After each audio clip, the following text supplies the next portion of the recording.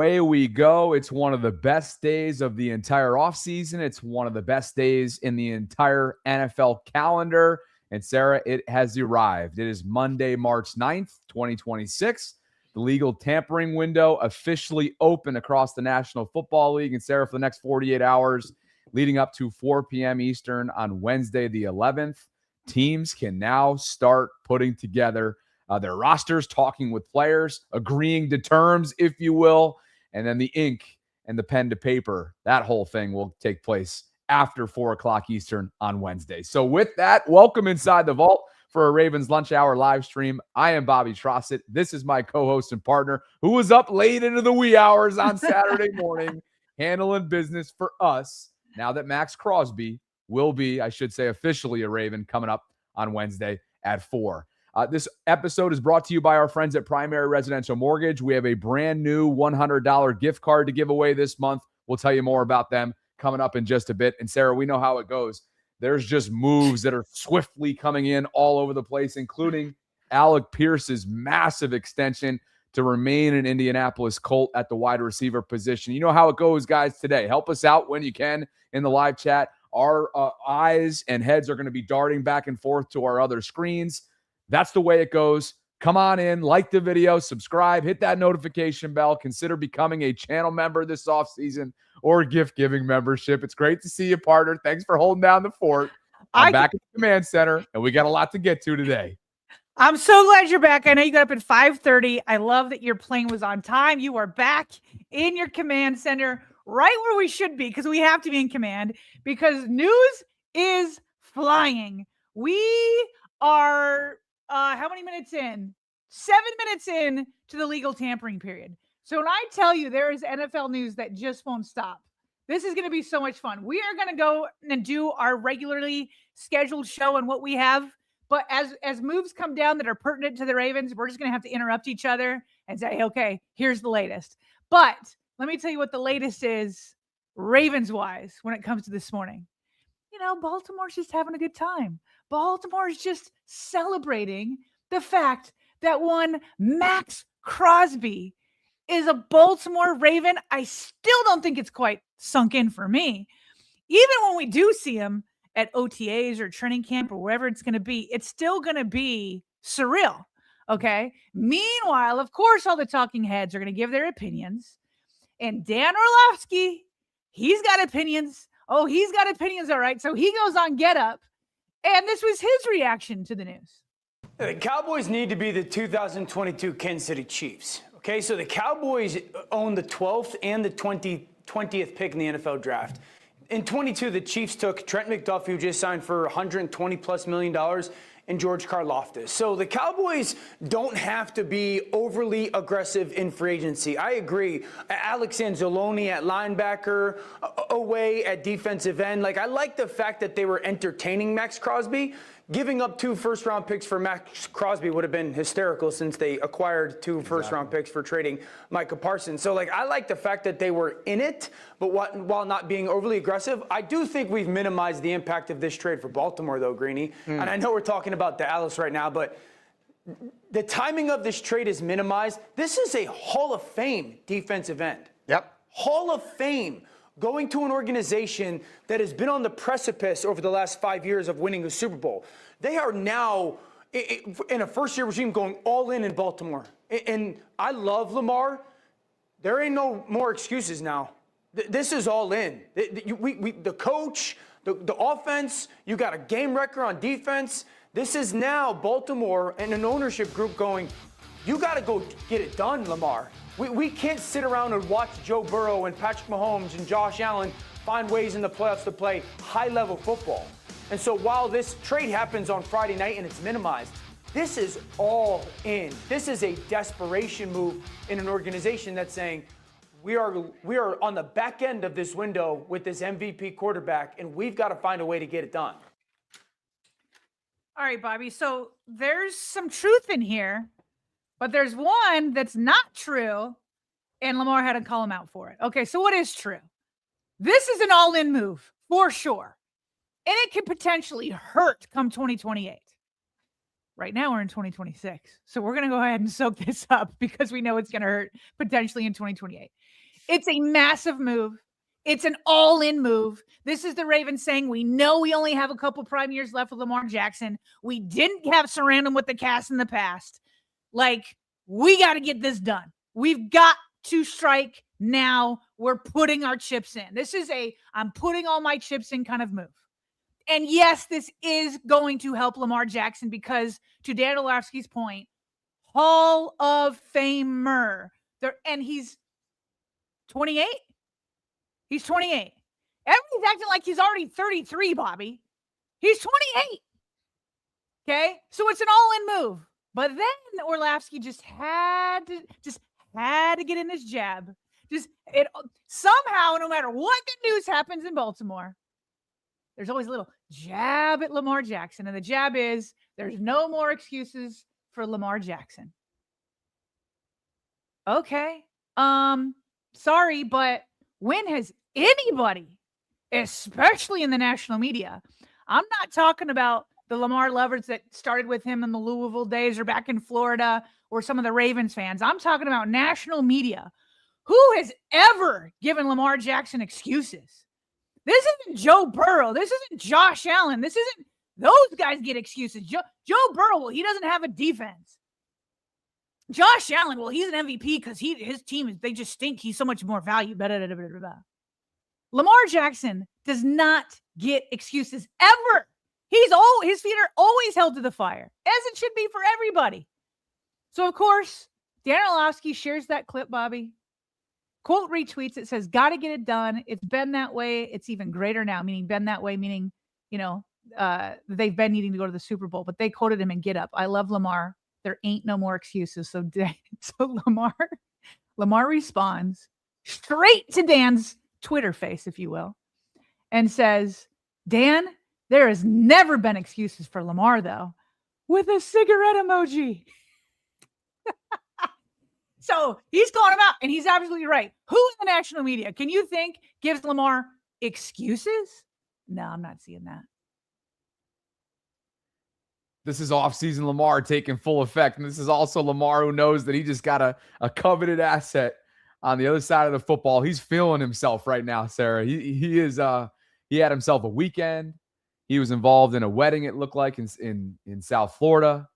And we've heard this kind of carbon copy paste take, if you will, for off seasons in a row now. And as you were opening up that monologue, as we promised we would do, we're going to kind of dart back and forth here because Draymond Jones has been paid handsomely in free agency and will be leaving Baltimore, Sarah, to the tune of a 3-year, $39 million contract. And you know who's got a lot of money to spend? It's the New England Patriots on that rookie quarterback window deal, right, for Drake May. He is in the middle of that rookie window, having just finished his second season as the starter for them in Foxborough. And so Draymond Jones, Sarah, who, of course, was brought in at the deadline from Tennessee, he's now going to the New England Patriots, had a solid second half of the season, brought a spark, if you will, to Baltimore that so desperately needed it. And now he's going to get paid nicely and probably steeper, Sarah, than the Ravens were willing to go, knowing what they now have and will have with probably a new contract coming in the coming weeks for their new premier edge rusher. Yeah, listen, I know a lot of people wanted him back. You're one of them. Femi voiced that.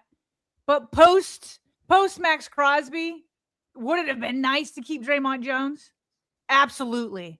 But the Ravens still got to figure out how to get under the cap. We'll talk about that in a minute by Wednesday about this time. So listen, to put Draymond with Maxx Crosby and Mike Green and Nnamdi Madubuike and Travis Jones would have been wonderful. But listen, I said it to you and I said it to Femi. I wasn't against having Draymond back, but I didn't want it at the cost of a big swing. The Ravens did the better thing. They took the big swing. Gonna miss Draymond. Here's what's funny, Bobby.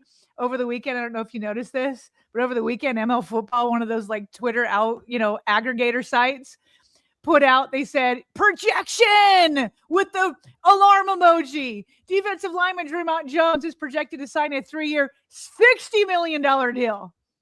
Okay, so 20 million per year. Even Draymond knew that was like out of this world. So he replies to me, he goes, I don't know about this one, LOL, but I appreciate the quote projection. Okay.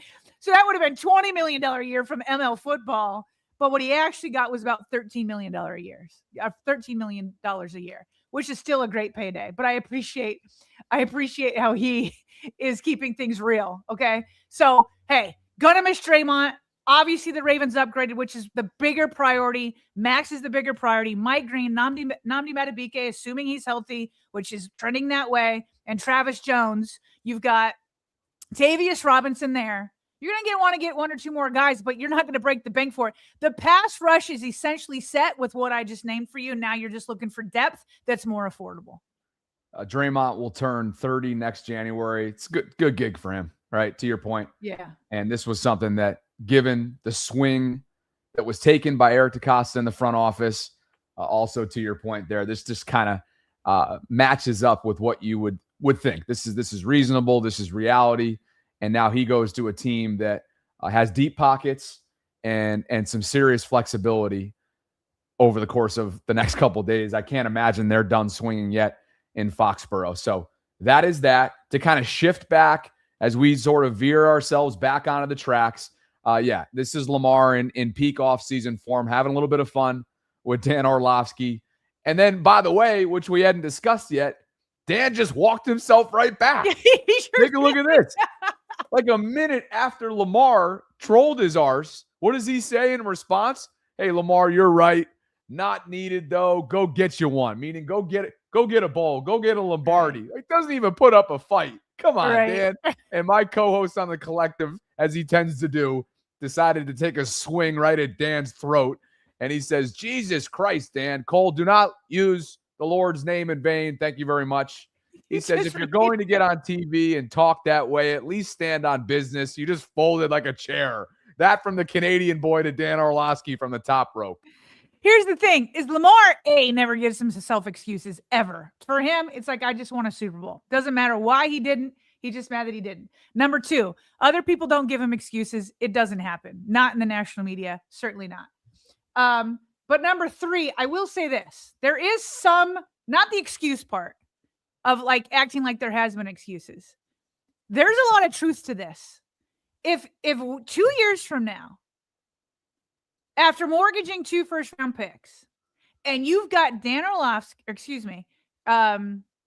you've got Maxx Crosby, Lamar Jackson, Kyle Hamilton, Derrick Henry, Roquan Smith. Keep naming those guys. Nnamdi Madubuike, if he's healthy. You have all those guys and you don't walk away with the Super Bowl. It's not just no excuse for Lamar. It's no excuse for the Ravens. The only thing that I could say that would be like, man, they gave it their all, but what are you going to do is if injury somehow took a toll, right? If for some reason there's like a unlucky, crazy injury to any one of those guys I just named, mostly Lamar or Crosby, because those are going to be your 2 huge impact guys. Maybe you can put Hamilton in there. Not maybe. You can put him in there. But like, it's easier to absorb, I think, than obviously Lamar. So like, if there's some crazy injury that happens, that's the only thing that could say, hey man, Eric DeCosta, you tried. You went out and you did your thing. You went out and you try to go all in for this, and you can't control injuries. And they're investing right into health and performance. That's why they just hired the vice president. I don't remember his full title. Dr. Nick Gill. Dr. Nick Gill. Like, they're clearly investing as much as they can in health and injury prevention, all that kind of stuff. But outside of that, Bobby, it's true. We're already looking back on Lamar Jackson's rookie contract and being like, holy crap, how did the Ravens not get a Super Bowl out of that? Or in 2023 when they choked at home against the Chiefs. It's already like, holy crap, how did the Ravens not walk away with the Super Bowl? So there is some truth to it. It's just that Lamar doesn't get those. He's never gotten them before, and he won't get them going forward, and neither should the Ravens. The truth that you see on the screen is undeniable. This is historic to bring Maxx Crosby to Baltimore. And as Schefter noted over the weekend, there's only been a handful of players, right, who have fetched at least 2 first-round picks in return. And Maxx is the latest.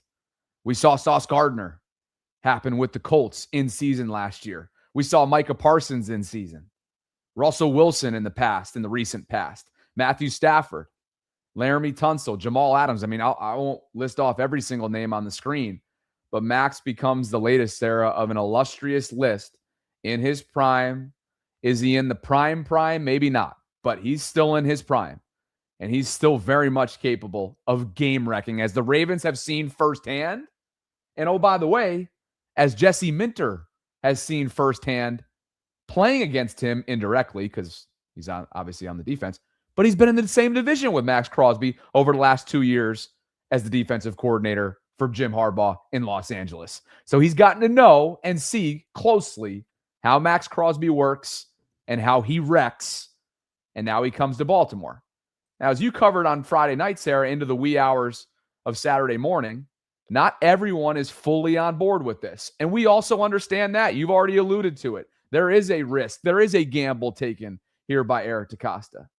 What I keep coming back to, though, as we familiarize ourselves with the projected rankings, talent pool of this year's first-round draft class, that I don't know if Eric DeCosta in the front office, knowing that they had the 14th overall pick, I don't know if this is a message that says, hey, we're not all that gung-ho on this year's rookie class coming out of college. And we're willing to part ways at 14. We have a second-round pick. We have a ton on day 3, as we always do. But more importantly, we know that this gamble, the risk involved, is worth the projected reward of a player that Lamar's never had at his disposal on the other side of the ball. And quite frankly, a player of his caliber that's not come in Baltimore since 2017 when Suggs departed. Yeah, so some of the other side of this, right, of like who think that maybe the Ravens will live to regret it, like Scott Kasker says, I see a lot of regret. At Reinhardt NFL, Crosby is undoubtedly a great player, but I think the Ravens would have been better off massively overbidding on Trey Hendrickson and keeping those 2 first. Sam Monson of PFF says, I get why the Ravens were desperate for pass rush after last season, but I wouldn't give up 2 firsts for Maxx Crosby. He's dropped off after those injuries, is almost 29. You may never get peak Maxx Crosby. And listen, we hear all that. There is a risk for sure. But, you know, people kept saying Derrick Henry was going to like fall off the proverbial cliff. Okay. And he didn't the last 2 years in his first 2. He's going to continue to go again. But he didn't fall off. Again, Maxx Crosby's 28. Pass rushers often last much longer than running backs. Like, I do think that his age is being overplayed. And if you ask Dominique Foxworth, here's what he has to say about why it's worth that risk. He's getting up there in years, but he's still incredibly effective, I believe. The Ravens have had trouble with their pass rush for a number of years. They tried to get Green in the draft last year. They used Van Noy as a pass rusher. They had a season where they were super aggressive with the blitzing because they did not have the pass rush help that they needed, where Kyle Hamilton was their biggest pressure creator. Adding someone who allows them to not have to distort their defense in order to create pressure and will get pressure for them, I think is huge. It opens up not just the abilities of the players that they have, but I think Jesse Minter, the head coach, and Anthony Weaver, who was at Miami last year as the actual defensive coordinator. When you go into a game without the ability to create any sort of pass rush, it really limits what you're able to do. It makes life a lot harder on the DBs. It forces you to blitz in important situations when you don't have to. So I think that what he's going to do this defense is incredibly impactful. Incredibly impactful. He's totally right. Like when you're limited, you have a brand new head coach and he's your essential defensive coordinator, you have Anthony Weaver. It's like, hey guys, yeah, we've got some good pieces in the secondary, but sorry, there's no pass rush. We've lived this life for so long, and it is a recipe for disappointment. It's a recipe for disappointment. So, the Sam Munsons, I get it. And we're going to have to see what pans out. But let me tell you something. When you hear an AFC North rival like Jamar Chase basically melting down over the fact that the Ravens just brought Maxx Crosby to the AFC North, here he is recorded during a live Twitch stream having his reaction, and he's not happy. He's not thinking the Ravens are going to regret it. It more feels like he regrets the Ravens made the decision in the first place. Joe just texted me Ravens traded for Maxx Crosby. No, no,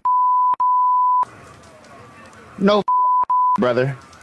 I'm highly pissed right now. Oh my God.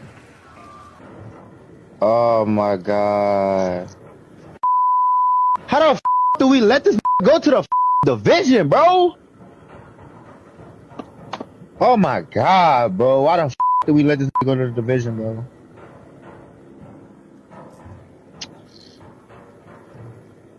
Oh my God. All right, listen. You and I try to verify back and forth. Is this real? Is this fake? It sure seems like if it's fake, a lot of credible outlets are being faked out. A lot of credible and it's almost impossible these days in AI to know. You would think that that's been circling around so much that that Jamar Chase would be like, guys, that's not me, because it's been out there for a couple days. So we'll see. But yeah, Joe Burrow in this division, and now they might lose Trey Hendrickson. Bobby, go ahead. I mean, this division's insane when it comes to pass rushers. Yeah, for sure. Seems like there's some back and forth in the live chat in terms of whether or not it's AI. So remains to be seen. We did do, to your point, we did scour the internet prior to the show to figure it out. But bottom line is, it's a division that just got yet again a premier pass rusher, and the Ravens have not been able to play that game. Sarah, they've not been able to be in that camp for years running now. Cleveland has, Cincinnati certainly has, Pittsburgh certainly has, and the Ravens have been out of that party, but they join it now. They're a little tardy. They're tardy to the party, but they're here now, and we'll see if it pays dividends for them immediately. And goodness gracious, are there enough statistics and metrics out there to show value that Maxx Crosby has brought since he entered the league? Benjamin Solak added to that list of just endless amounts of context here. Over the last 4 seasons, Crosby has 45 tackles for loss on designed running plays. The next closest, the reigning defensive player of the year, Sarah, in Cleveland, Myles Garrett, with 30. Crosby is as far from Garrett as Garrett is from 20th place on that list when Solak looked at it. And Daniel Jeremiah knows a thing or two about scouting and evaluating. It's fascinating to clump sacks, run game, tackles for loss, and penalties forced into one bucket, he wrote. Those leaders are the true impact guys on the edge. And Sarah, impactful is he ever? Impactful, and there he is. He put up on Instagram an AI image of himself in a Ravens uniform. Looks like a bit of a throwback one, by the way. And Lamar Jackson saw that, and he reposted it in one of his stories. So the Ravens and the Raiders can't make this official until Wednesday when the new league year begins. But Max, obviously, we're going to have a message from here in just a minute when he got on his podcast and started talking about it. He's confirmed it. Lamar's basically confirming it here. And it's just funny because Steelers fans are upset. I'm so used to hearing this from Ravens fan. At Jay Bailey NFL says the Ravens hired a young superstar defensive mind as their head coach and traded for Maxx Crosby. He says the Steelers hired a 62-year-old coach and are allowing a 43-year-old quarterback to dictate their offseason again. So this is how they're feeling around the division. Not too good. But let's play that message because he did. It's funny because KVN, but especially Marlon Humphrey, got a lot of get a lot of criticism from Ravens fans for having a podcast. But Maxx Crosby has one, and you better get used to it because he jumps on there frequently. And he had a message both for Raiders fans, but we also picked up what he had to say to the Ravens flock. I'm going to Baltimore, Flock Nation, everybody in the whole city of Baltimore. I got a lot to learn. Everything is going to be new to me, and I'm excited and attacking this head on like I do everything else. The fans there, I'm not going to sit here and make a bunch of grand, predictions and anything of that nature. I'm going there with one purpose, and that's to help this team get to where it needs to be and where everybody wants to go. And that's winning the Super Bowl. And I know it's going to be very difficult. I know there's no guarantees in this, but I'm going to give everything in my heart and soul to bring a championship to Baltimore. And there's no more words needed for that, man. I'm going to lead by action. I'm going to be myself fully. I'm going to help the organization, help my teammates, help everyone involved get as close as we possibly can and get to the pinnacle. And that requires hard work. It's going to be ups and downs. It's going to be a roller coaster, but ultimately the goal never changes. So I'm so excited. I cannot wait to get out to the city, meet everybody. I've had the opportunity to talk, to Eric DaCosta, Jesse Minter, a lot of the coaches over there and front office people. Obviously Steve Bisciotti, absolute, great individual, and I cannot wait to grow those relationships. 12 plus minutes off the cuff from the heart, courtesy of Max's social media platforms. That podcast that you mentioned is called The Rush. It's a multi-year endeavor of his. I remember watching it closely after and before he game wrecked the Ravens a couple of years ago and came to Baltimore in week 2 and really spoiled their start to the season. I think we all remember that. That was en route to an 0-2 start after they had lost in week 1, if memory serves, in the rematch of the AFC Championship game. So am I confusing that with a different season? Anyway, I know it was week 2 and I know it was in Baltimore, and he just had a ridiculous impact on the game. So Sarah, look, he pretty clear to me, having watched every single second of that 12 plus minute monologue, that his heart was and perhaps still is in Vegas, and he wants to retire, at least as things stand today, where his heart is today, where it all began. He wants to retire a Vegas Raider. We've seen in the past players of his caliber or within the realm of his, within the neighborhood of his caliber, come to Baltimore for a second act, have a lot of success, and have a change in heart.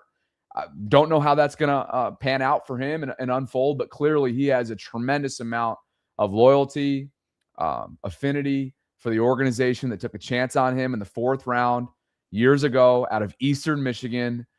He has went from a day 3 pick to an all-world player, and he's a special player too.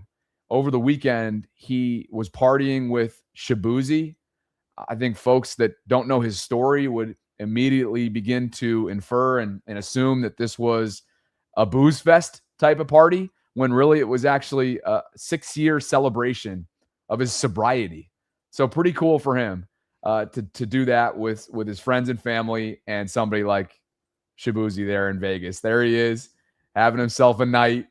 And Sarah, now somebody of his caliber, of his stature, is in Baltimore. What he comes with a level of cachet, a level of notoriety that, yet again, there's already several of those players, future Hall of Famers, on the offensive side of the ball. And now there's certainly one on the defensive side of the ball. And here he is lighting it up on weekend after this news went down. Super exciting for him, man. I mean, he wanted out. He wanted out, and now he's coming to the Ravens. This is going to be the first time in his career where he has like a legit team surrounding him with a franchise quarterback and just all the pieces that are necessary to make a run. And he's just had to rebuild. And he's been so loyal to the Raiders until they shut him down when he wanted to play football. And they made that decision so that they could tank and get their number 1 pick. And they did that. And so now he's celebrating by going over to a team that has obviously much more organizational structure and a chance to actually compete in the playoffs. And he seems pretty happy about it. No doubt. And again, it's just encourage all of you guys to go listen to his message. It's 12 plus minutes. There's twists, there's turns, but at the end of the day, it just comes across as real and raw and transparent. And what's real is what you see on the screen here, because he's been one of the game's greats since 2019. Warren Sharp listed off a number of key categories defensively, Sarah, that he is atop the league in, including number 1 in tackles for loss since 2019 with 133. He's number 1 in solo tackles with 277 since that year. He's second in quarterback pressures with 431. Second in quarterback hits with 119. Third in total tackles with 437. Fourth in batted passes with 20 and 5th in overall sacks with 69.5. Again, these are all metrics since being drafted, and this is league-wide. This is not specifically, this is among all defensive linemen league-wide, not AFC, not division, league-wide defensive linemen, and that's the type of impact that's coming to Baltimore. He's an all-around player. He's an all-around player. And when I read that tweet when it was like, oh, the Ravens would have been better off to just overbid on Trey Hendrickson, like, again, yeah, if you don't want to give up 2 first-round picks, but Trey Hendrickson is not the all-around player that Maxx Crosby has. Obviously, he puts pressure on quarterbacks, but obviously so does Maxx Crosby. So there's that part of it. Crosby's recorded 360 quarterback pressures since he entered the NFL in 2019. 29 more pressures than Myles Garrett, who was the next closest. Myles Garrett is number 2 on the list, and he's 29 pressures behind. How about his run defense? From PFF, 94.1 run defense grade. That's first since 2021. 91.3 pass rush puts right with it. 7th overall. The 379 pressures you just talked about. 81 tackles for loss. Like, you can see so many different videos of him just wrecking the run game, just meeting running backs in the backfield for losses. And when you compare all that, when you put together that he's just this all-around player, and because he can play the run and he can get on pressure, that's why he almost never comes off the field. But you compare his pressures, what we just talked about, to the Ravens pass rush just last year, the pressure percentage was only 28. That was 30th in the league. They were 30th in the pass rush win rate. That's 28th in the league. Sacks, only 30. That's tied for 28th in the league. I mean, it's unreal what he does. Here's the other thing. Here's another really cool thing, Bobby, is even though he leads in all those pressures, and maybe he doesn't have as many sacks, obviously, as Garrett or some other guys, he also doesn't have as many opportunities. Warren Sharp oftentimes gives us really cool, deep statistics. Here's a deep one that you can think about. Among 70 players that had 10-plus sacks the last 2 years, Maxx played with the lead on just 22% of his snaps. So they're not throwing a lot in those situations. When you have the lead 78% of the time, you're not going to be running. You're not going to be passing a lot. So that's number 70 out of 70 players. He had the least amount of time where his team was playing with the lead. Meanwhile, the Ravens have played with the lead on 43% of its defensive snaps the last 2 years, which is number 7 of 32 teams. So there were many more pass rush opportunities as an opponent playing from behind versus Baltimore for Crosby in 2026 and beyond. Plus, there's a little bit more. The Ravens held the lead entering the fourth quarter in 35 games the last 3 years. That's number 1 in the NFL. The Raiders, just 11 games, 11-35. They were number 32 in the league. So the Ravens number 1 in the league with the fourth quarter lead going in. Raiders number 32. So again, the opportunities are going to be so much more for Maxx to where it's possible that his sack numbers go up while everybody's predicting they could go down just because he's going to be turning 29 during the season.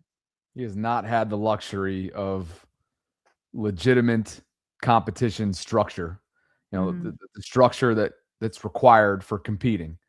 You know, they went to the playoffs once in 2021. He's been in the league since 19. Think about the carousel, both at the quarterback position, the head coach position that he's dealt with since coming into the league.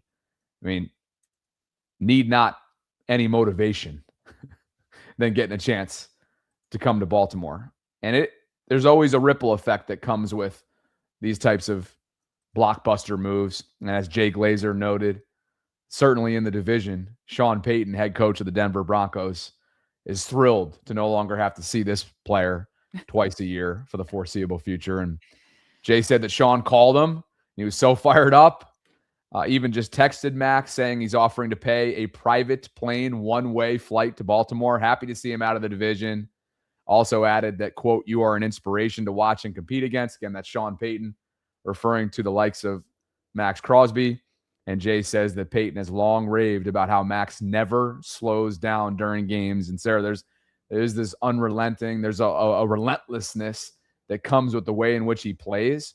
But maybe, just maybe, much like they've managed Derrick Henry, knowing that what he has up against him historically, given the amount of NFL miles on his tires, perhaps Max will be motivated to welcome a potential management plan for him, knowing that 30 is right around the corner for him. And maybe, just maybe, not only will he individually be better for a managed plan of not having to be on the field or feeling like he had to be on the field every single snap, every single down, but it'd be better and more beneficial for the entire operation. I'll be curious to see the plan. I doubt that. No, the whole reason why he wanted to be traded is because they shut him down. This guy has football running through his blood. I mean, if you talk about management, maybe like a couple percentages of his snaps, but I don't know that he's going to be too open to that. I'm just saying 28. I'm just saying, though, there could be a long-term plan over the next 2 years. And I'm not saying anything drastic whatsoever. Okay. But something that would allow him to just alleviate some of that off his plate. Just alleviate a little bit. He did a lot and felt like he had to do a lot for a team that had nothing on the opposite side of the ball pretty much every single year that he was in Vegas, aside from, and look, no disrespect to Derek Carr. There was more dysfunction around Derek. But now you have a superstar on the opposite side of the ball with multiple Hall of Famers. I'll be curious to see the plan that Jesse Minter puts together for him. So, again, the ripple effect, Sarah, knows no bounds since this went down on Friday night, and that'll continue to be the case as the Ravens put together this team-building approach to 2026. Multiple moves have come down in the last couple minutes. Kenneth Walker, Super Bowl MVP from Seattle, their do-it-all running back. The Chiefs just got richer. He's going to Kansas City on a nice new deal. 3 years, $45 million max. It's a base of $14.35 million per year, according to Rap Sheet. 28.7 is fully guaranteed. So again, the reigning Super Bowl MVP going to join the Kansas City Chiefs. Jalen Phillips has agreed to a 4-year massive $120 million deal with the Carolina Panthers. That includes $80 million in guarantees. Philadelphia brought him in for essentially a half-season rental, Sarah, from Miami at the deadline. He now gets the bag from the Panthers. That's how much Maxx Crosby basically is, $30 million a year. That is a nice deal for Jalen Phillips. So again, a lot of this is coming down right now.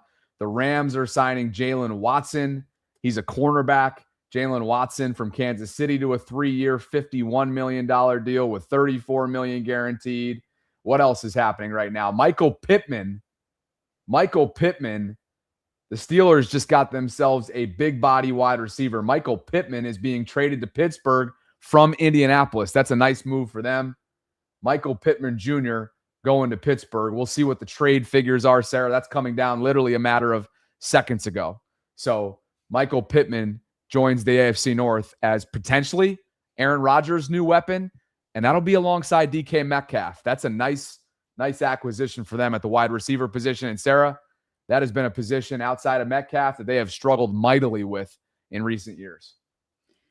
Well, Steelers always seem to have receivers, that's for sure. But are they going to have an offensive line that can stop Maxx Crosby and company is now the question. You know, I've been saying I want a do-over against Aaron Rodgers. That is even more true with Maxx Crosby on the Ravens roster. But that's, another wide receiver over to the Steelers for sure, which makes it seem like they are gearing up for another year with Aaron Rodgers. Haven't heard otherwise yet. So Alec Pierce, yeah, and I agree with that. That's what optics tell you. That's the way this is going. He certainly didn't suggest otherwise in his McAfee interview last week. So Alec Pierce is remaining a Colt. He got a great deal to remain an Indianapolis Colt. He was going to be a coveted piece if he had hit the open market. Now, in the form of a trade, like we just talked about, Michael Pittman Jr. is going to Pittsburgh from the Colts. So they decide to pay Pierce, and now they're trading Pittman to Pittsburgh. We talked about Jalen Phillips a moment ago as well. He'll be going to Carolina. Philadelphia rented him essentially for a half season, traded for him with Miami, and now he gets the bag to go to the Carolina Panthers. Okay, that's what's happening. Let's get a read in. Let's get some super chats in as well. We knew this would happen. Yep. We're 45 minutes in, and we're rolling right along. Appreciate you guys for being with us on this free agency frenzy. It's the first day of the legal tampering window across the NFL. And, of course, at 4 p.m. Eastern on Wednesday 11th, meaning Wednesday the 11th, coming up 2 days from now, is when the new league year begins, and all of these moves that you're hearing about right now will go pen to paper. That gives us a chance to tell you a little bit about Primary Residential Mortgage, our ongoing partnership with them, and what we have available to you this month in the form of a $100 gift card giveaway. But first, are you getting a tax refund from the IRS this year? What if you used it to buy a home instead of spending it? Your tax refund could help you cover the following: perhaps a down payment or a percentage of the down payment, closing costs, paying off debt to boost buying power, or maybe even moving expenses. Your refund isn't just extra cash. It could be your first step toward building long-term wealth. Closing costs and fees may still apply, but if you have questions, if you've had interest peaked, reach out to Primary Residential Mortgage to learn more. They are phenomenal to work with, and they've been sponsoring the program all season long into the offseason now. You can give them a call today. This will directly reach the Towson branch if you're located in the Baltimore area. That's 410-663-2222. 410-663-2222. You don't need to be a Marylander. You don't need to be a Baltimorean to work with them. But if you are, they're a great source and trusted people. And as you can see, it's not just a read that we wanted to tell you about. We have a brand new giveaway. And let me go ahead and big screen this for you guys to quickly tell you how you can enter into this month's $100 gift card giveaway that can be used at thevaultpod.com. It's our merch line, thevaultpod.com/shop. And right now, if you go comment on this post that you see on the screen with the hashtag Vault, tag 3 friends you'd buy a house with, follow PRMI Mid-Atlantic on Instagram, subscribe to The Vault on YouTube, and turn your notifications on, you will be eligible for this month's giveaway. It just got posted this morning. Go check it out. We'll announce a winner later on this month. If you want to go the extra mile and fill out a form, a Google Sheet form that'll literally take less than 30 seconds, scan that QR code that you see on the screen, or just copy and paste the link that you see in the caption. So anyway, thanks to Primary. We'll have this for you over the next couple weeks, and we appreciate them for their continued support. Go be the first to enter into this month's giveaway. Hey, Bobby, real quick. Do you remember what the Ravens traded for Draymond Jones? Not off the top of my head.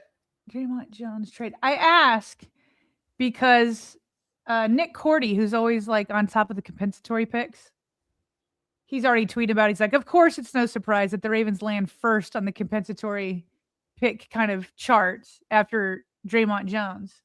He says it'll probably be worth a 5th rounder. So I want to know what the Ravens traded to get him. You know what I mean? To see if they just maybe recouped what they had to give up, even though it's for the future. Okay, Baltimore Ravens, Draymond Jones. It was for a conditional 5th round pick. Okay. Oh. So I do know what you're saying. I also know what I'm seeing over here. And that is that John Simpson is coming back to Baltimore. And perhaps this is what Jeff meant when he said that they would play around in the guard market, the veteran guard market, come free agency. According to Ian Rappaport, and could this be your starting right guard alongside Emory Jones coming up in 26? It's a 3-year, $30 million deal for the former Raven. John Simpson is coming back to Baltimore. Wow. And that is what we learned of just moments ago from Rap Sheet. So if you were wondering so John Simpson was with the Ravens for 1 year. And he started all 17 games. This is in 2023 when they went to the AFC Championship game. Okay, the last 2 years, he's been with the Jets. He played again both years, all 17 games. So he's been very durable the last 3 years. And he is back. And guess what? That is $10 million per year, which obviously isn't breaking the bank, but it's also not chump change either at the guard position. Let me look up the highest paid guard so we can get an idea of where this might land. Well, let me tell you this. You know, Jake and I are buddies, and Jake Asman covers the Jets on a consistent basis. The problems in New York, if you were to list them off, I guarantee you Jake would have 5 problems that hold more weight to them than the offensive line over the last 2 years. And to your point, John Simpson has been durable. John Simpson was a part of this AFC Championship run that they were on just a couple years ago. And John Simpson now provides a level of stability, familiarity, and maybe, just maybe, he is your Daniel Fa'alele replacement at right guard. But I can't imagine this is going to be the last move or the only move that they will handle over the course of the coming weeks as we get ready for the draft in bringing in more bodies, more competition, and in this case, a likely starter. And here comes the Isaiah Likely news. To no one's surprise at all, he is heading to the Meadowlands. Giants. Jordan, you already know it. Isaiah Likely is your newest New York Giant in a move that will surprise no one. And if it surprises you, where have you been? Jordan Schultz is on it. Isaiah Likely is heading to John Harbaugh's organization, his new organization, to the tune of a 3-year, $40 million contract with upside to $47.5 million. He's the 3rd highest paid tight end in the NFL. Woo! And now, this is based on projection, Sarah, potential, and volume. He has not had an opportunity to be a high volume guy yet in this league. And Sarah, he's going to get a chance to do exactly that with John Harbaugh. He follows him to the Giants. Okay, now hold on a second. I've been really waiting for this deal to come through. We're saying that's very small print. $3 million for how much? $3 million for 3 years for $40 million with an upside incentives wise at 47.5. Okay, so it could be up to 47.5. Okay, 3 years, $40 million. Mark Andrews got the same deal, basically. Yep. Mark Andrews was 3 years, $39,267,000. So it's exactly the same deal. I can almost guarantee you that the Ravens offered Isaiah Likely at least that much, because you don't go to Isaiah first and then give Mark Andrews a bigger contract. Nope. Right? And Correct. so Mark Andrews was either the exact same or a lesser contract than what Isaiah Likely was probably offered, because he's older. So my guess is that Likely got at least offered that same deal, maybe more, but at least that. But remember, he wanted to bet on himself and he didn't know he was going to get injured. So he probably got the exact same deal, but just has to go elsewhere. But he's going to be with a different quarterback. He could have been the guy here with Lamar Jackson. He and Mark Andrews have essentially the exact same deal. 3 years, $40 million. That's tough. That's tough. That's a look. Best wishes to him. He was entitled to make the decision that he did, Sarah, last summer. But that's tough. Yeah. Well, listen. So just within the last couple minutes. Yeah. Just within the last couple minutes, if you're just joining us, the Ravens potentially have signed, based on the numbers, Sarah, they feel pretty confident that they have a starting guard in John Simpson who is reuniting with them, having spent one season in Baltimore just a couple years ago. And now Isaiah Likely, it's not a surprise that he departs, but the numbers tell you that calculated gamble that he took, that he made last summer, did not pay off. It didn't work, but it didn't hurt him either. Correct. I think both things can be true. Yeah. Both things can be true. Yeah. Both things can be true. When he was, betting on himself, maybe he thought he could be the top paid tight end, not the third. You said that he was the third highest? Is that what that tweet says? That might be an average annual value type number that Jordan's getting from the agent. Let me look at this. Average? No, not even close. So what's the third? What does that signify? Okay, I'm on Spot Rack right now. And we're doing average per year. George Kittle, 19.1. Trey McBride, 19. Travis Kelce, 17.1. TJ Hawkinson, 16.5. Kyle Pitts, 15. David Njoku, 13. What? Maybe I should be looking at all year signed or whatever. Whatever it is, it's written in agent form. And he's going to New York. 4, 5, 6, 7, 8. Okay. He looks like he's number 7 in Mark Andrews. Here's how Spot Rack has it. It's got, and they're quick. They already have the New York Giants thing in here. They've got Isaiah Likely. His average salary is 13.3. Mark Andrews' average salary is 13.1. So Isaiah edges him out by $200,000 essentially. Isaiah Likely number 7, Mark Andrews number 8. It's the same deal. Yeah. Interesting. So Ravens went to him first. They offered it to him twice. And he said, I'm out of here. Is there more news? We're pretty good right now. Joseph Asai is leaving the division. Okay. He had some impactful plays against the Ravens over the years for Cincinnati's defense. He's going to the Jets. He's getting $36 million over 3 years from the Jets. So a nice payday for him. Got the numbers for you, Sarah, on Michael Pittman, who's going to be potentially Aaron Rodgers' next target alongside DK Metcalf in Pittsburgh. It's 3 years, $59 million with the trade from the Colts. So again, the Colts decide to pay Alec Pierce.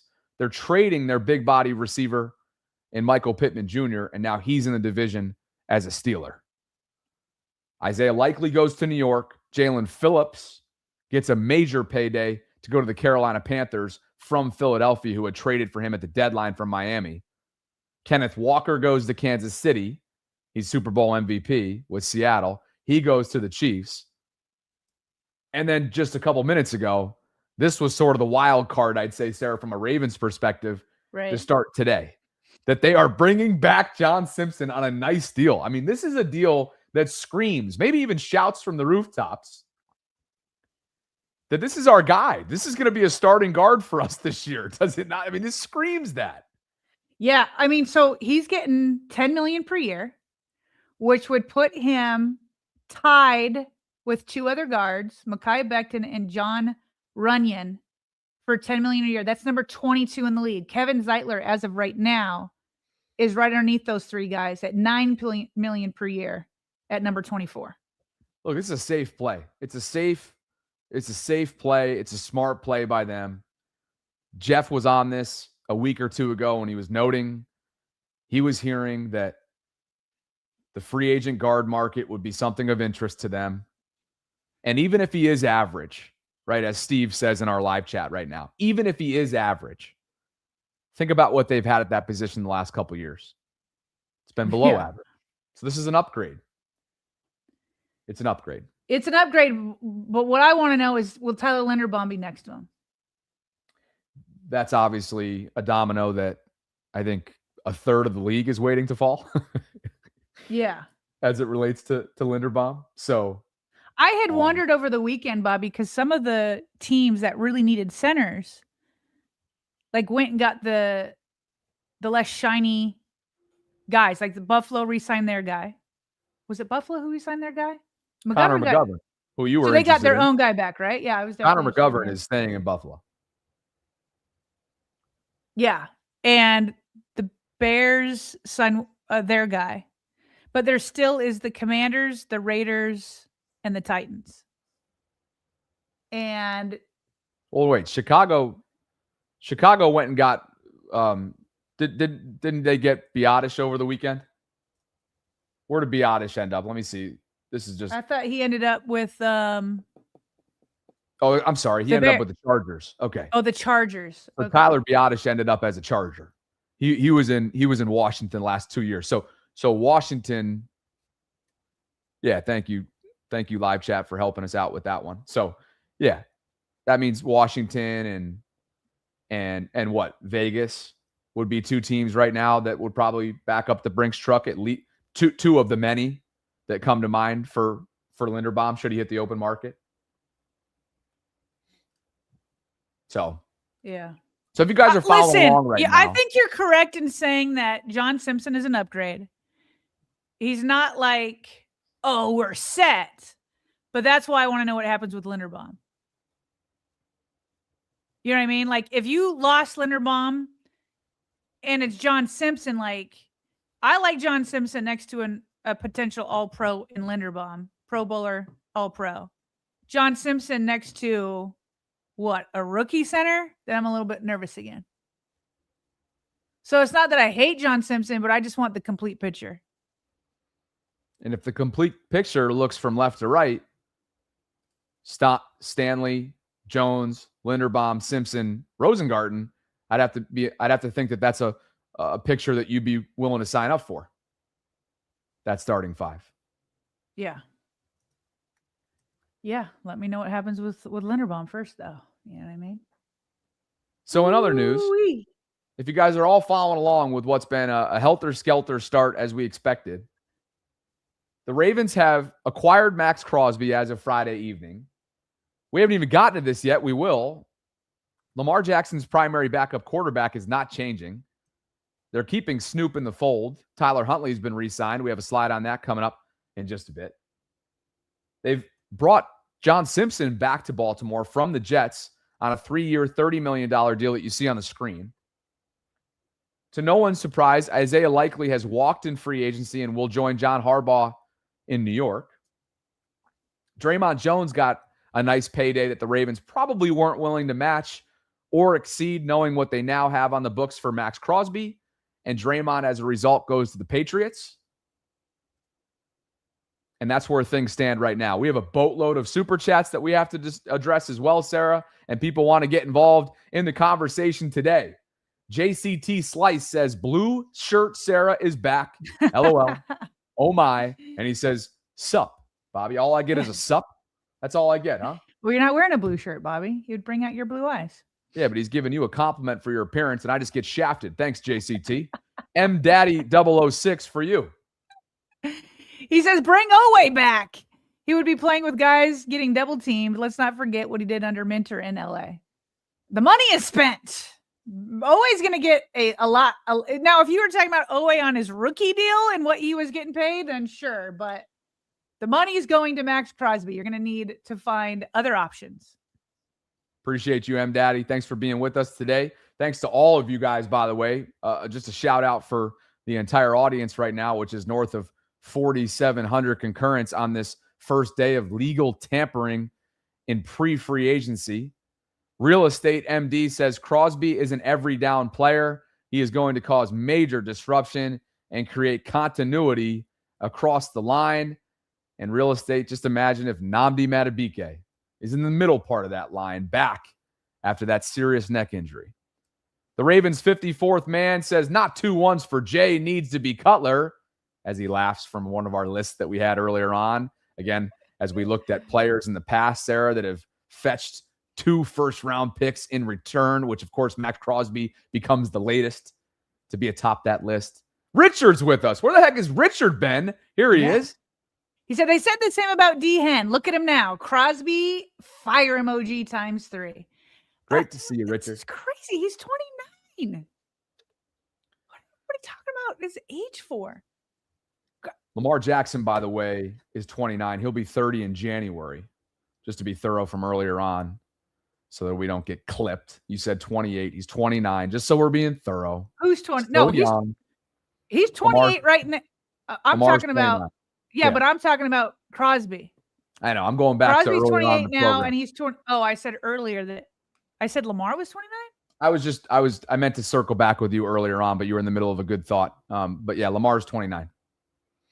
Okay. Tyler Burnside says the age thing is wild. Calais is like 40. Now his production might go down, but I mean his production's going to be through the roof with the Ravens. Calais deserves a ring. Bring him back. Okay, you know what? I'm going to make a prediction right now. Let me look up how many sacks Crosby got last year. Okay. Maxx Crosby, obviously, he missed 2 games. But Maxx Crosby finished the year with 10 sacks last year. 10 sacks. Where has he been the last couple of years? He's been 10, then 7.5, 14.5, 12.5. Okay, he is going to beat last year. Okay, he's going to beat last year. So everybody talking about his age, another year older. He's going to have more than 10 sacks. Is it possible that he sets a career high at 14.5 in the Ravens defense compared to Las Vegas? With Nnamdi Madubuike if he returns? I wouldn't say that's crazy. But he is going to beat last year's number of sacks. And will toy with setting a career record in sacks. I think anything's possible if he stays healthy. And I mean, the guy's motivated more so than I would think ever in his career. He's never needed motivation. The guy is a one-man wrecking crew and has been that for the Vegas Raiders since he stepped into that building. And his unrelenting motor makes you think that anything, you can throw out any hypothetical, Sarah. I think anything is possible for this player with the situation that he's walking into with a guy that's watched him pretty closely in division the last 2 years as his next head coach in Jesse Minter. Penn says the only reason is celebrating 12 months with us, by the way, which means he has been a member since the second we launched our channel memberships a year ago. Penn says the only reason why I don't like the trade is because they are going to give credit to Maxx for getting Lamar to OTAs. Makes Maxx the leader of the team. Are you serious? Is this comical or is this for real? The super chat. Is that really what I thought he was going to say they give him credit when they have success in the postseason. But Maxx will deserve credit, and so will Lamar in the postseason. Everybody's going to be deserving. But he's going to be at the OTAs regardless. Lamar is going to be there, is my prediction. Even if Maxx wasn't there. He's going to be there because it's a new coaching staff. Wes Hall says, you brought in the couch picture. Oh, my God. Super chat worthy. That was Sarah. Sarah brought in the Joe Burrow, who's your daddy type graphic. That was all you. And Wes is thanking you for it. I don't even think I knew the significance that everybody else is putting into it. So whatever. It's not that deep. Everybody was, I watched it when we had it up on the screen in real time. I was watching the live chat react accordingly. And if you only knew, if you had told me, I would have taken it out. I don't know. Just you know what's funny? I didn't see it until it was up, and I said, "This is classic. Yeah. This is so classic right here." And you got Wes's attention, Sarah. So well done. Oh, thanks for the $15 super chat, Wes. Appreciate you. Joe Jenkins is with us. Joe Jenkins says we could have used pick 14 for an edge rusher. And it'd been a bust/wasted first-round pick. Crosby is pretty much a guarantee, barring injury. I'm stoked. And injury can happen with the first-round pick also. So, but yeah, whoever they would have picked, it would have been, is he going to translate? Eric DaCosta has a really good record with his first-round picks, but they're going for a Super Bowl in the next 2 years. They can't afford to develop anybody, I think, right now. Who's your daddy? What are you doing? What? I'm still on the graphic. I'm still on the graphic. Who's your daddy? What? CPT. Should I know what that means too? I don't even know what's happening. Excuse me. Captain Jay Schaefer. I was CPT. Oh. What am I saying? Captain Jay Schaefer. Let me address you properly. Was out fishing. Any new moves other than Crosby and Snoop? Yes, Captain. Just a couple. And I think we just ripped him off since this came in over 40 minutes ago. So thank you. Thank you for your service. And thanks for the super chat today. There's going to be more moves, but I think we're pretty much caught up to speed at the moment, Sarah. We're just going to continue moving along here. And Steph's with us today. Sorry, I'm just trying to keep on top of the news. Steph says, will Maxx have a press conference? Love to see that happen. He will. Again, they can't even make the deal official until Wednesday when the new league year comes out. I'd be shocked if they didn't have a press conference with them. I imagine they will, but we'll have to wait till Wednesday, and maybe the Ravens PR will let us know. And once we know, we'll let you know right away, Steph.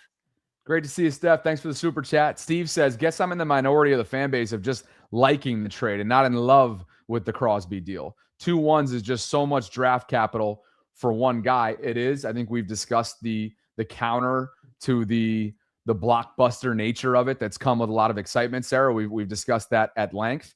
One thing that I would encourage Steve to consider is, as you familiarize yourself with the talent pool, particularly at the premium positions this year, I think this is a down year.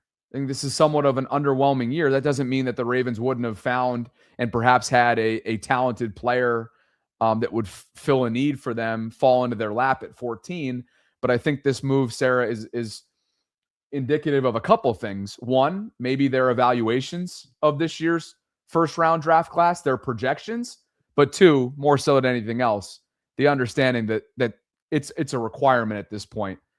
They're desperate to fill a need that they have not been able to fill adequately for years running now. And I think when you combine those two things together, Steve, maybe that puts you across the finish line from liking it to maybe appreciating it and maybe not loving it.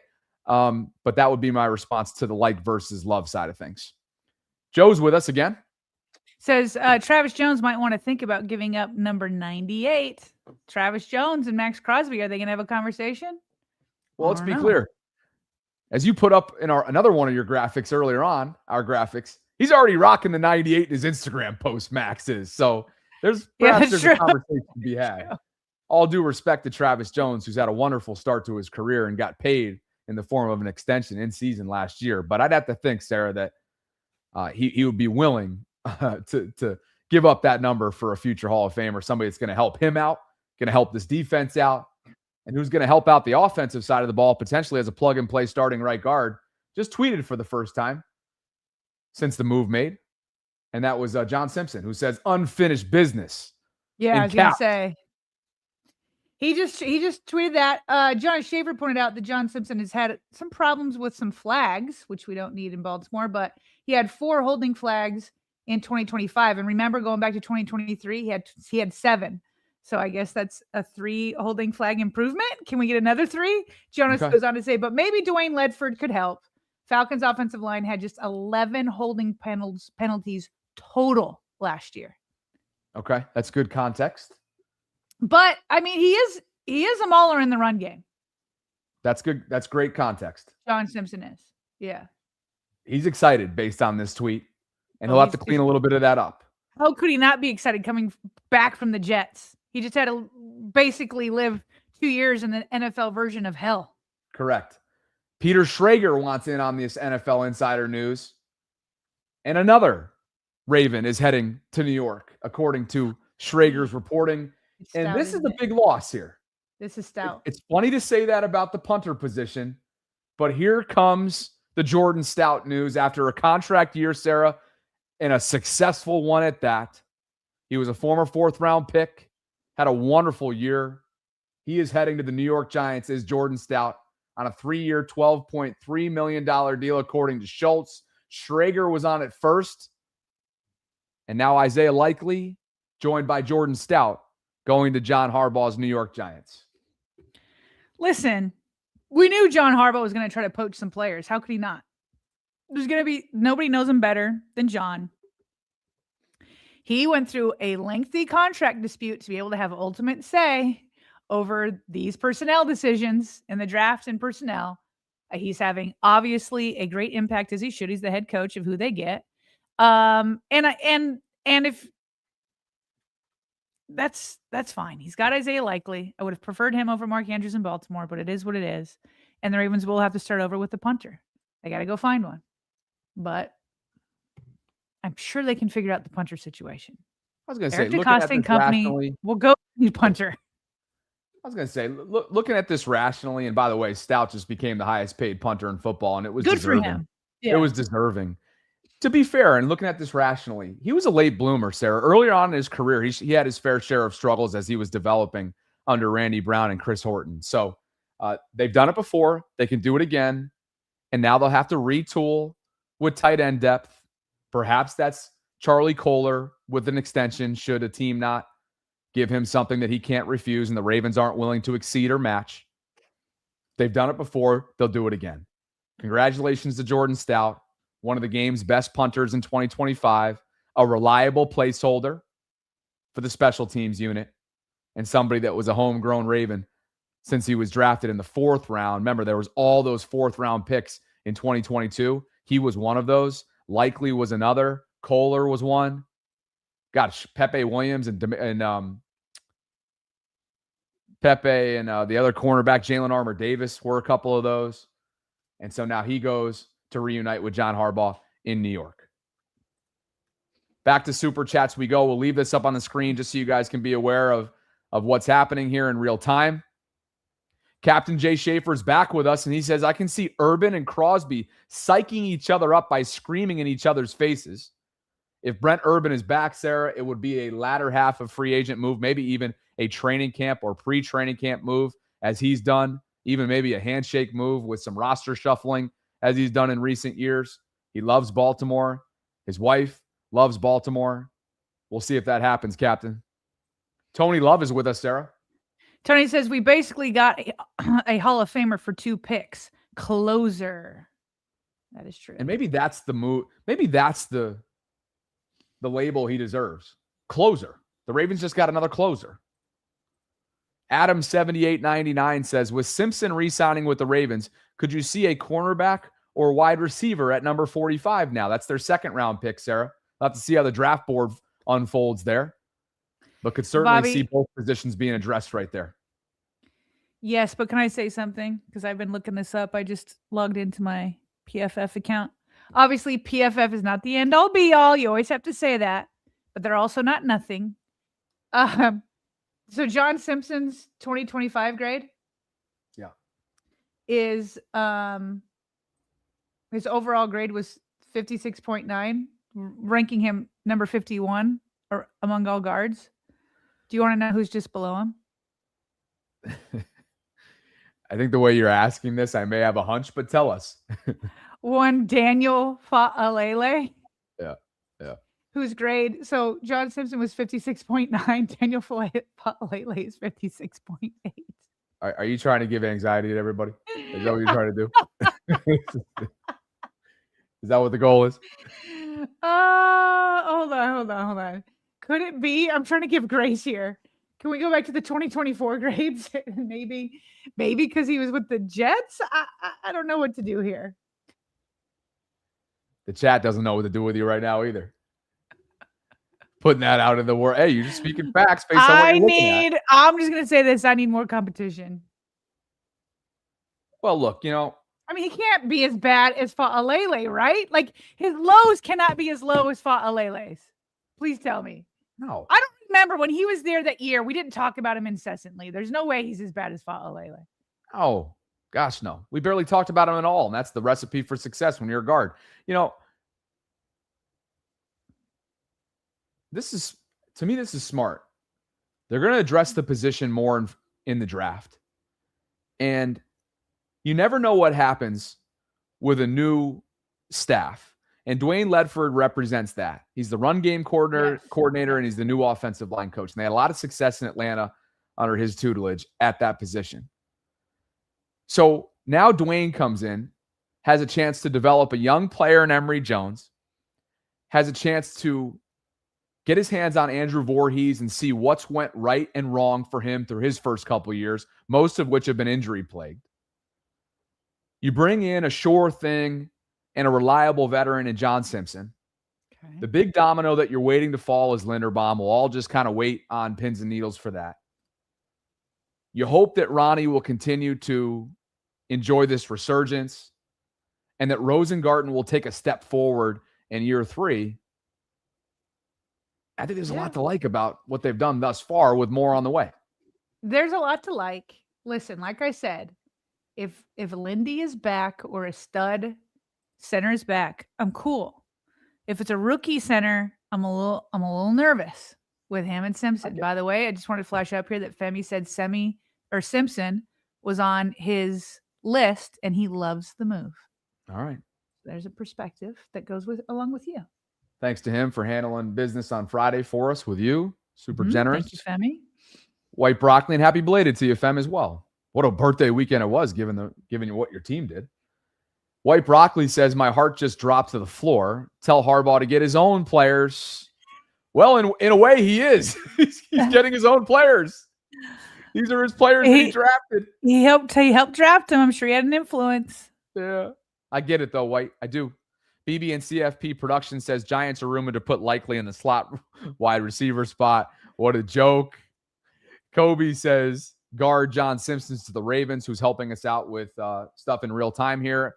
This came in about 20 minutes ago. So thank you, Kobe. And that brings us to Row Live, Sarah. Is this the tip that you got here from Row Live?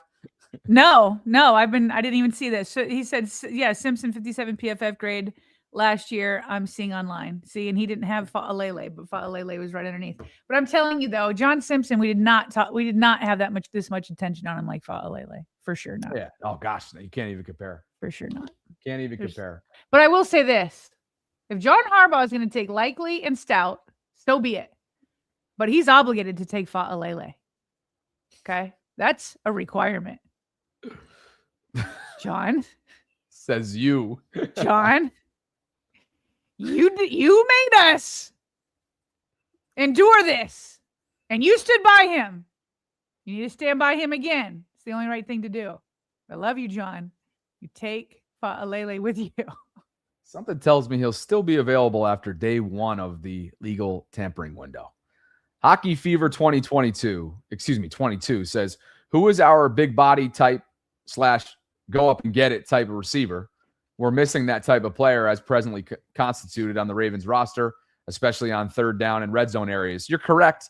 As things stand today, Sarah, when you lose Likely, when you lose D-Hop, I get it. It was a low volume type guy in his veteran years this past season that maybe even was underutilized despite being a veteran. Right now, they don't have that guy on the roster. So that will be a priority, whether it be through free agency, the draft, or, I'd say development. I guess Devontae Walker has a level of that in him. He's a slender type receiver, but he is rangy. He's super athletic. We know that he's a speedster as well in that 4.3, 4.4 range. I can't remember what his 40 time was specifically, but it was right around Nate Wiggins' time, if memory serves. I can't remember it specifically. It was Wiggins 4.28 and 4.34 for Tez. Somebody will help us out in the live chat on that front from his combine run. But he's a speedster, man. He's a speedster. Can he develop to be a big body type as Hockey Fever's requesting? I don't know, but they got to bring in some more there for sure.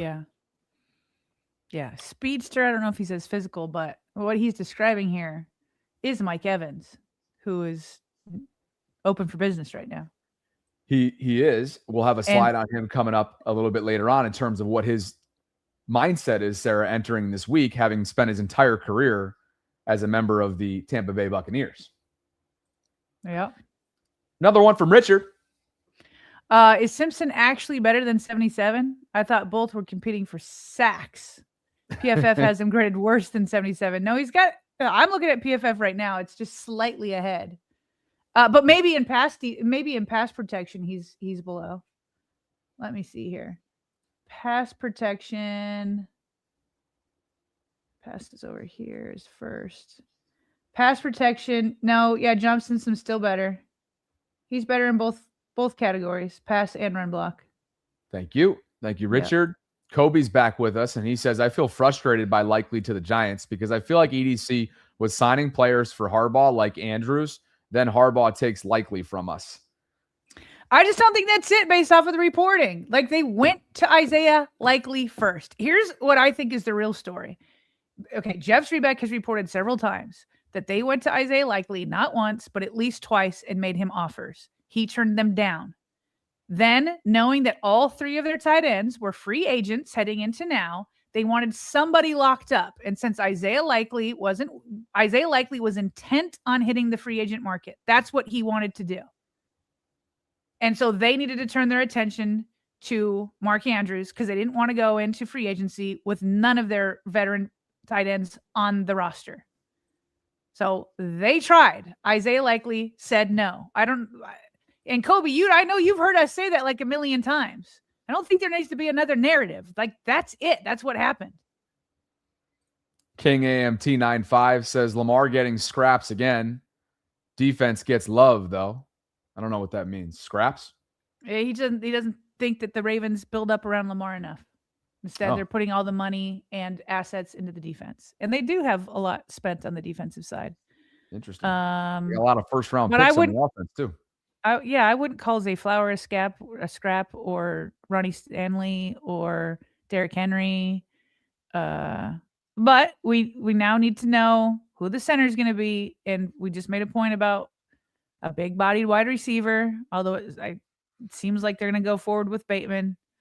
So, but to his point, they do put a lot of assets into the defense. This cracks me up, though. But they're putting a lot of assets into Lamar Jackson. They're about to make him the highest paid quarterback again. Yeah, But I think he's talking around Lamar. King, I don't get it, man. You go back to the rookie window if you want to use this take. Yeah. You know, to me, it's not as relevant now as it was his first, call it 4 or 5 years in the league. Yeah, and I'm not going to take a Maxx Crosby signing as a diss to Lamar. Like, this helps Lamar. Come on, man. He's never had that at his disposal. Like, that's like national media level of like twisting a great, huge move that will help Lamar and like use it against Lamar. King, he's going to get more possessions with Max now. He's going to get He's more going to close out possessions. games when Lamar gets a lead. He's not only going to have a chance to maybe not have to come back onto the field again towards the end of games, but throughout the game, he's going to get more possessions, more chances to win and have the football in his hand. That's what you want. Yeah. Right? Defense has loved Lamar also. Obviously, like having a stud wide receiver like a Jamar Chase would help Lamar's numbers, but that's just trying to like, this helps Lamar. This helps Lamar. I don't get it, King. Appreciate you, though. Lost So Serious is celebrating 9 months of channel membership, and he writes, sucks for us and likely that he bet on himself and got less than what I'm sure the Ravens initially offered, but Dart will love him. Sarah, all of a sudden, Jackson Dart walks into a situation in year 2. Year 1 was not high functioning, but year 2, he's expected to get his number 1 wide receiver back from the ACL and Malik Neighbors. He's expected to get his RB1 back in Cam Scatterbo. He gets a head coach in a new organizational structure that's proven, and a Super Bowl caliber head coach in John Harbaugh, even though obviously it's been 10 plus years since he was categorized as that in Baltimore by a large percentage of the fan base. But we know why he's been anointed as such by New York because of what their last decade's been on the contrary. And now he goes and gets essentially this 50-50 ball winning player at the tight end position who plays like a wide receiver, built like a tight end. There's a lot to like about what Jackson has a chance to do in year 2 with him. Nightmare Kilo. I'm sure he'll love him. But I'm just glad he's in the other conference. Isaiah, we don't have to. I'm glad he didn't go to like Kansas City or, I don't know, inside the division or something. So. Which reminds me, there's 2 things that as we've been juggling the last hour and a half, Malik Willis is going to the Dolphins. So the Dolphins are going to be on the hook for $99 million to release Tua on Wednesday, right? That's a decision they've made. And remember, Jeff Hafley just came over from Green Bay. And you and I both remember who was the starting quarterback on that Saturday night primetime game for the Packers in Lambeau against the Ravens. It was Malik Willis. And Malik should probably send a thank you card to the Ravens defense who suited up that night. Because while I think maybe we shouldn't write him off as just like, oh yeah, he was that guy that night because of the Ravens defense.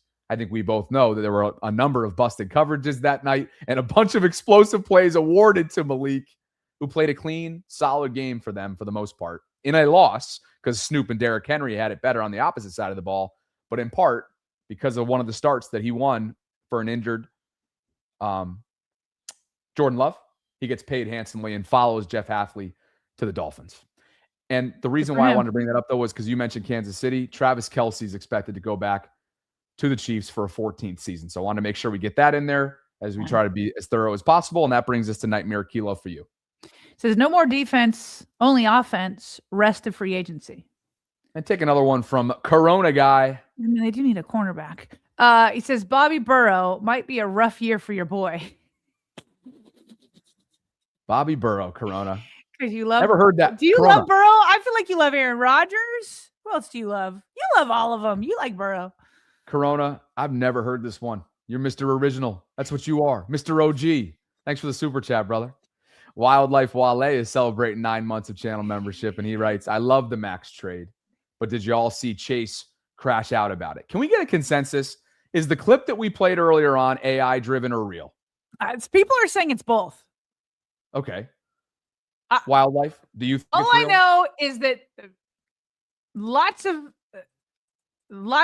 big time outlets have been using it, and I just feel like if Jabbar Chase says that's not me, that would be helpful. I mean, it's been circulating for 2 days, and he hasn't said anything about it. So, Chat, there was a lot of commentary on this. I agree with you fundamentally, Sarah. What you and me both know also in this AI world that you just never truly know. We did a decent amount of homework on it prior. Chat, weigh in. Thanks, Wildlife. Kobe says, just a reminder, Dan and Josh Allen sharing agents. See, now So people are saying it's real. There's a lot of people saying it's real. That's what I'm. Yeah. All right, keep going. Okay. Just a reminder, Dan and Josh Allen share an agent, says Kobe. So I'm not shocked he doesn't think Josh has no excuses after getting an offensive weapon. That's exactly what the Bills did last week. And that brings us to Steve Schapp, Sarah. He says, now that Pittman is a Steeler, we need another CB. Definitely. Sarah, think about it. That's why I said when they were like, no more on defense, only offense, it's like, think about it. Still need some defensive pieces, including next to Roquan at the linebacker position. But what do you want me to think about? No matter who's under center for them this year, they now have DK and Pittman out there. But here's the beauty. I know what you're going to say. If you can't get the ball out in time because of Maxx Crosby to Aaron Rodgers running around, that's more impactful. Yeah. You need it both, obviously. Yeah. But yeah. But the counter to that is, what did Aaron even do without pressure last year against Baltimore? He was getting the ball out of his hands quickly.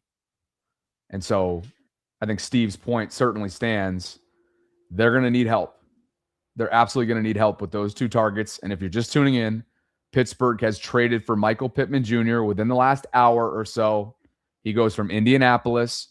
They gave a big bag to Alec Pierce to remain a Colt, and they're trading with the Steelers that sends Pittman to Pittsburgh. So that's where things stand right now. Here's another piece of news here. The Lions, according to Tom Pelissero, are signing center Cade Mays. Bobby, that's one of the top remaining free agent centers. And as Jeff pointed out a few minutes ago on Twitter, if Linderbaum is gone, the next best way to fill the center position will be the draft. Yeah. Yeah. And like I said, a rookie center next to John Simpson isn't making me feel great.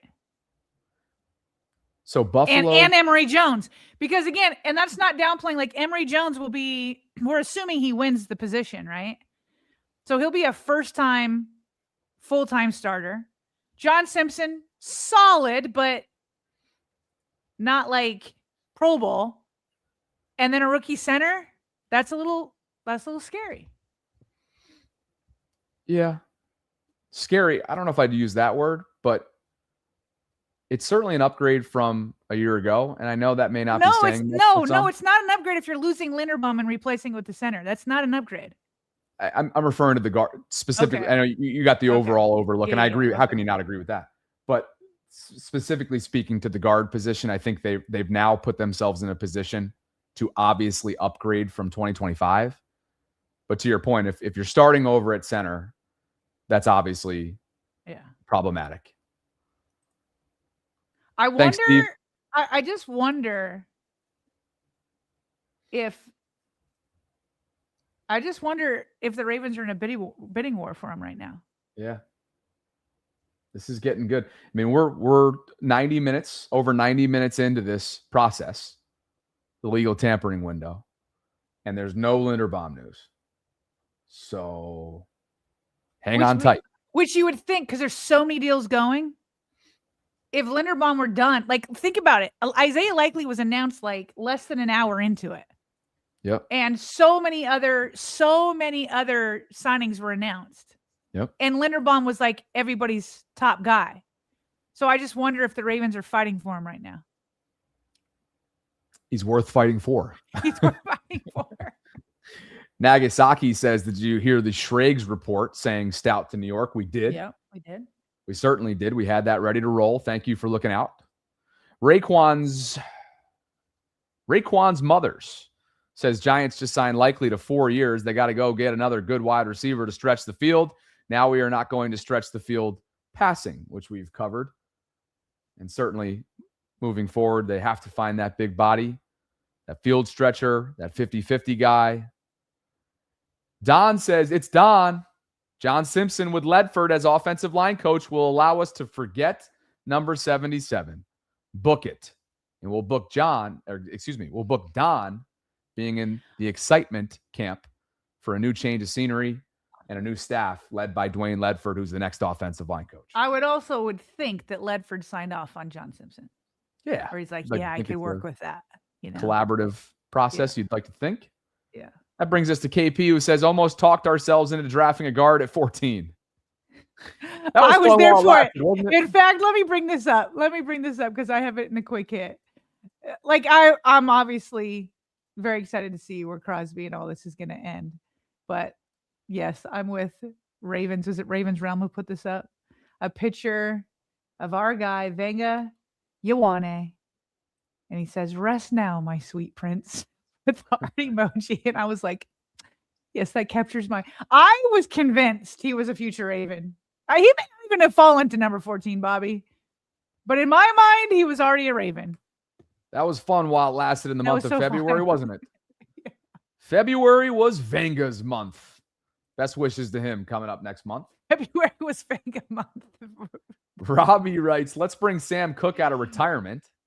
And speaking of a former member of the Wolfpack, Morgan Cox is going to bring it back and run it back to Tennessee for a 17th NFL season. Good for him. The former long snapper in Baltimore. Morgan Cox, remaining a Tennessee Titan. Sam Cook, he'd been around a long time the year that he retired, Robbie. I'm not sure if he would be ready to roll right away. And they're probably going to want to go younger, I would think, in the draft. But by the way, when you look at free agency at the center position, Sarah, I mean, when you look at who's left out there outside of Linderbaum, it's kind of a short list. Yeah. A really short list. Because they've all been gobbled up. Yeah. Thanks, Robbie. What if it's Raiders and Ravens right now? Just going at it. Fascinating. Well, could it be Washington too? Could be Washington. Right? Couldn't it be the Commanders in that race as well? Yeah. JT doesn't like the Simpson move. He says it's a joke. And D-Rod says, man, Harb's trying to make the New York Ravens. Well, it's only right. L.A., New York, those are two markets, right? There's already an L.A. West, a Ravens West. Why wouldn't there be a Ravens Big Apple? Because that's what Harbaugh's attempting to do. Thanks, D-Rod. Richard's here with us. He says, if we re-sign Lindy and draft Pregnon. Ooh. Okay. Cole cracks me up. My real issue with the signing. Now I have to go watch New York Jets film. This freaking guy, man. Kobe says, let's be real. No one wanted to play for the Jets. He says, let's be real. Mm-hmm. White Broccoli's here with us. He says, I'm going to need Bateman to lock in and be who I think he can be. Also, maybe we should bring back No. He's laughing. It's a laughing emoji. He's making jokes around here. He says, maybe we should bring back Fa'alele to see if he'll finally take off. It's funny that you had to be the one to read that. Law So Serious says Stout was highest paid for all of 10 minutes. LOL. Who beat him? Yeah, who beat him? Who beat Jordan Stout? Let's see. What kind of punter news do Other we punter have? news. What is it hitting my timeline? What's happening here? Yeah, I was gonna say we kind of have bigger fish to fry. All due respect to the position. Is it Ryan Wright? Is that who it is? 4 years, $14 million to New Orleans? Is that who you're referring to? I think it's Ryan Wright. Kobe Pruitt says, is there a reason why they couldn't wait for free agency to sign Likely? I'm not convinced that the team needed to sign a tight end at that point. Why pivot away from the higher ceiling player before you know his price. Well, you mean didn't know his price until he hit the market? Is there a reason why they couldn't wait for free agency to sign Likely? Well, you're just making a gamble that you don't re-sign any of your 3 guys, and then you could lose all 3 of them. Yeah. I mean, at some point in the process, when your entire room, including the fullback position, is a free agent, or soon to be pending free agent, and you know that Eric DeCosta and his front office like to get out in front of their team planning and team building, that at some point, like, business principles kick in. And if somebody doesn't want to be with you, they don't want to be with you. If they turn you down twice, you I'm sorry, I don't want to grovel.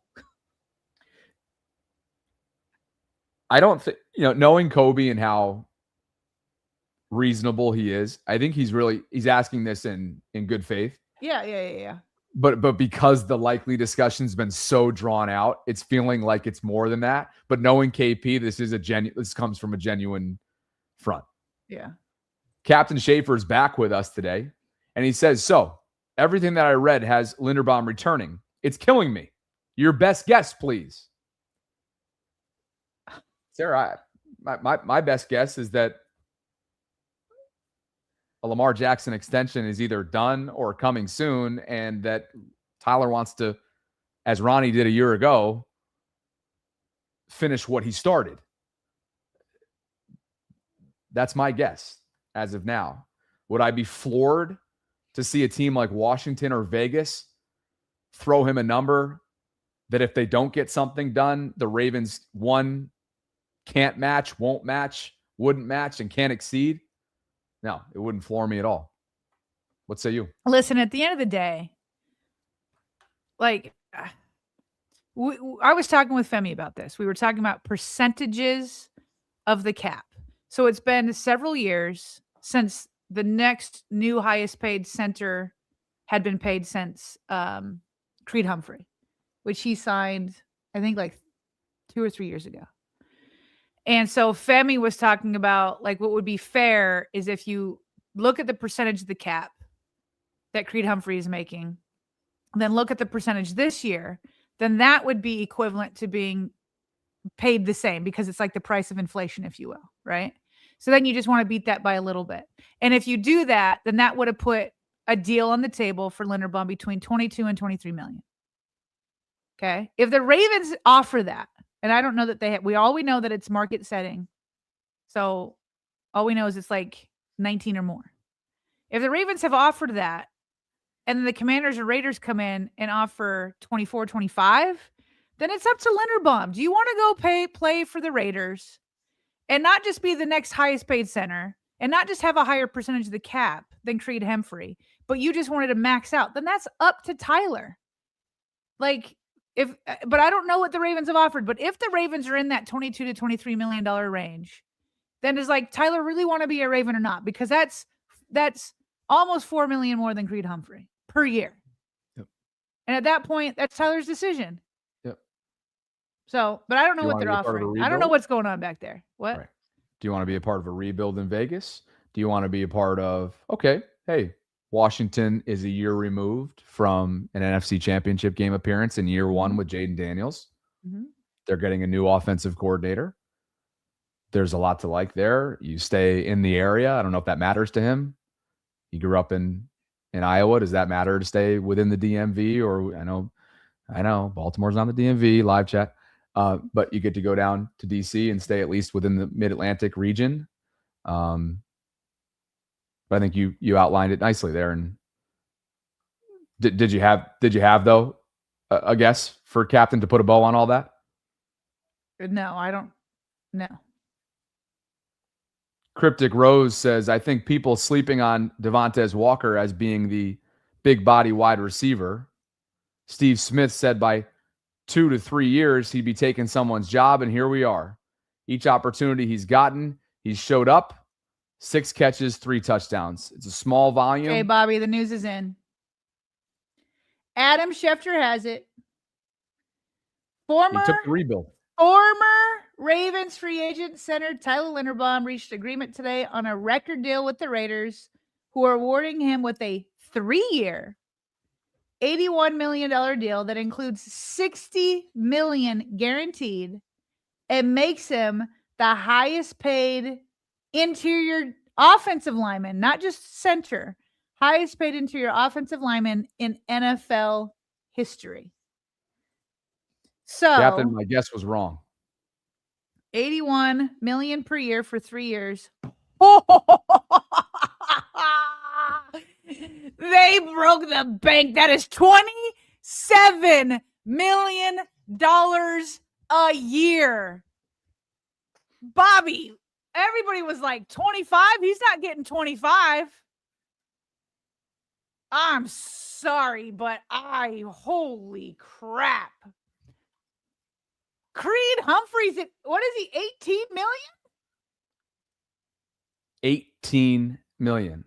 Eric DaCosta 2 weeks ago at the Combine said that the Ravens have made an market-setting offer. You don't say. You want to know what Vegas said under Clint Kubiak and the new ownership group? Hold my beer. That's what was just said in a shattering offer. This shatters anything that the Ravens would have put on the table. You call them greedy all you want. This was not something that the Ravens were willing to do, Sarah. It's by principle. It's 60 million guaranteed. Listen, I'm sorry. I'm sure EDC there's going to be EDC agenda haters, right? There's going to be people that have an agenda against EDC. That's fine. That already lives. He is $9 million more per year, more than Creed Humphrey. That is not just breaking. That is not just shattering. That is obliterating the market.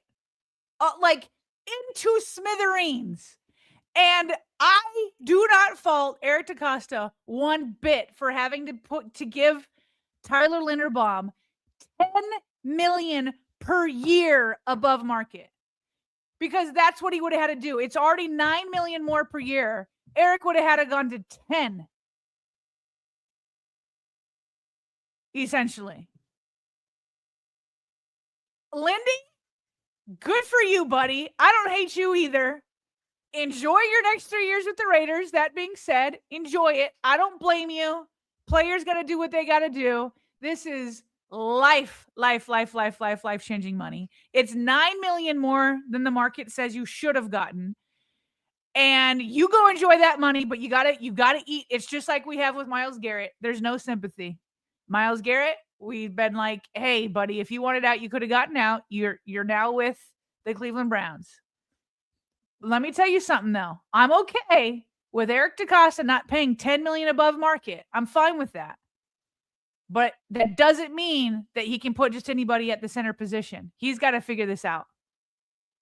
Because you have Emory Jones, who has some playing experience in the NFL. You've got John Simpson, who is solid but not great. And you have to protect a franchise quarterback, and you have to open up lanes for Derrick Henry. So as I've been saying, the plan B better already be in your pocket. But I do not blame him. I do not blame him for not paying $10 million over market, but I do not let him off the hook either for he needs to have a backup plan. Look, you look at this from the Vegas perspective too, just to kind of like try to wrap your head around this astronomical number. They're going to draft Fernando Mendoza, number 1 overall, who just went on a historic run for Indiana football en route to a championship. He's going to come in as a rookie, newly minted, and probably start from day one. You've got Tom Brady in the building, and now he has the ultimate crutch in Tyler Linderbaum, a proven perennial Pro Bowl type player who's durable, who has his limitations against some of the game's greats that he's opposite in the trenches, but someone that is going to help him immeasurably as a young, inexperienced rookie quarterback. And so while that doesn't fully, Sarah, tell the story of this astronomical extension, excuse me, this astronomical offer that just shatters everything in that center market, it does help kind of paint the picture a little bit for what the Raiders were willing to do out of this world in bringing Linderbaum to Vegas. And meanwhile, but let me just add one other thing. The other thing that makes it hard, again, is it's a 3-year deal, not a 5-year deal where you could like push the money down the line. Like a 3-year deal is like legit. You're getting, like Tyler's getting all that money, and he's going to be able to cash it again because it's only 3 years. Yes. This wasn't a 5-year deal. Yeah. Like he's going to be able to cash in again in 3 years. Yes. Like I don't blame Lindy at all. I get it, but. And that's really hard to compete as a Raven because you're trying to push money into the future. 3 years? How do you, that's $9 million per year over the market. You would have had to gone 10 and have it all in 3 years and not be able to push it down the road. That's the Raiders being like, we're getting Linderbaum no matter what. You got Crosby. We are taking Linderbaum. And Sarah, that duration that you're just referencing is something that Rap Sheet just talked about, that the Ravens made a strong offer early, which DaCosta confirmed. But in the end, it was the 3-year term that they would not match. Now, see? Which is exactly what you were just commenting on. Linderbaum, meanwhile, now to kind of describe what the Ravens are losing other than this durable player, right? This Pro Bowl type player, this savvy, identifying protections type player that's brought so much to Lamar's offense and in protection and overall durability. He started 66 of 68 games over his time with the Ravens, played in 94.5% of their offensive snaps since 2022. And those snaps, over 3,900, are 189 more than any other Ravens player since 2022, which was the year that he was drafted in the first round with what they got back in that Marquise Hollywood Brown trade on draft weekend that year.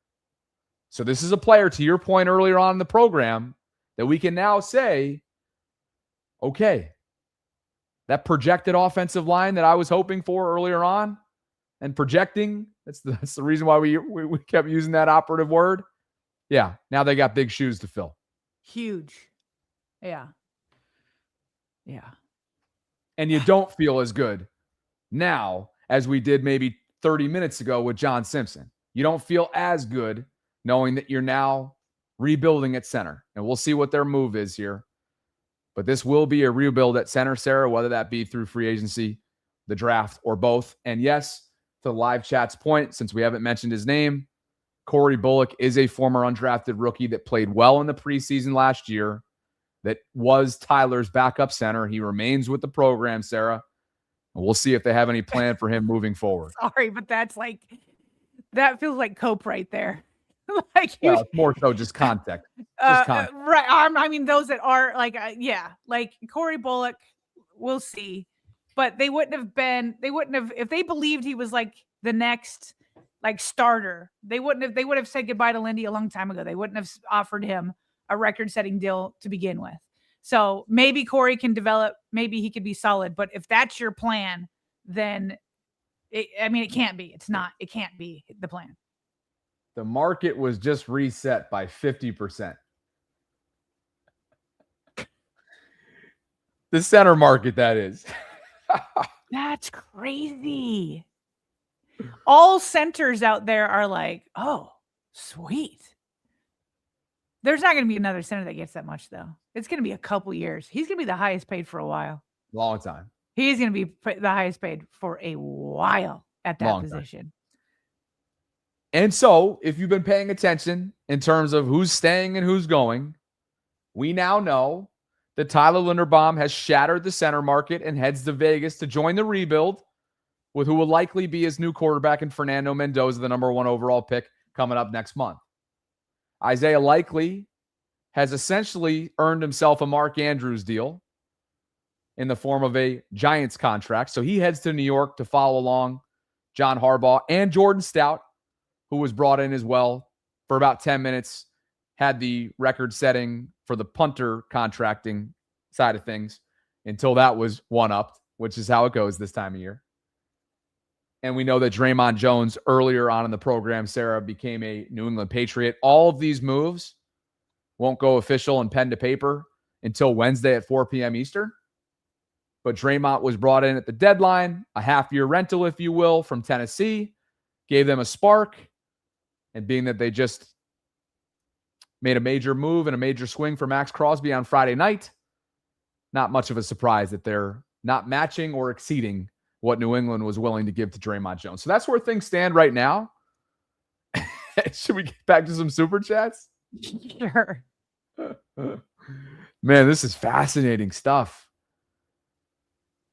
Fascinating stuff. And, you know, We got, by the way, 6,648 concurrence right now. I mean, news is flying. I was going to say, we should definitely, thank you for reminding us. I mean, 6,600 is a big number. It's a post-game show-esque type number. So needless to say, thank you guys for spending some time with us on this Monday. If you could please like the video, subscribe, hit that notification bell, consider becoming a channel member or gift-giving membership this offseason. You know, this was up when the Linderbaum news came in. We didn't mean to, gloss over it. So just to kind of fully bring this back up from Cryptic Rose, I think people are sleeping on Devontae Walker as being the big body wide receiver. Steve Smith said by year 2 to 3, he'd be taking someone's job, and here we are. Each opportunity he's gotten, he showed up. 6 catches, 3 touchdowns. We'll see if he gets a chance to enhance his workload coming up in 2026. JCT Slice, Sarah, has come back to bring more from his initial super chat, which began the show. And Your feelings were hurt. Your feelings were hurt. I He backed gave his me a arse up compliment. against the wall. He liked my blue shirt. You wanted a compliment, so he's back. He says, Sarah and Bobby both looking fly. Y'all are elite. Do you feel better now? I do. Thank you for spreading the wealth around, JCT. Kobe says Teddy Buchanan says he'll be back by training camp. Remember, he tore his ACL last year, Sarah, down the latter half. And King is back with us, who wants to expand on his previous super chat. And he writes, that's now 3 for $100 million contracts on defense. Lamar's still the only one on offense with such. I better not hear one excuse for this defense. They better be top 3. They better be top 3. I agree. They Thanks, better King. get up there. Appreciate you, man. Tony's with us.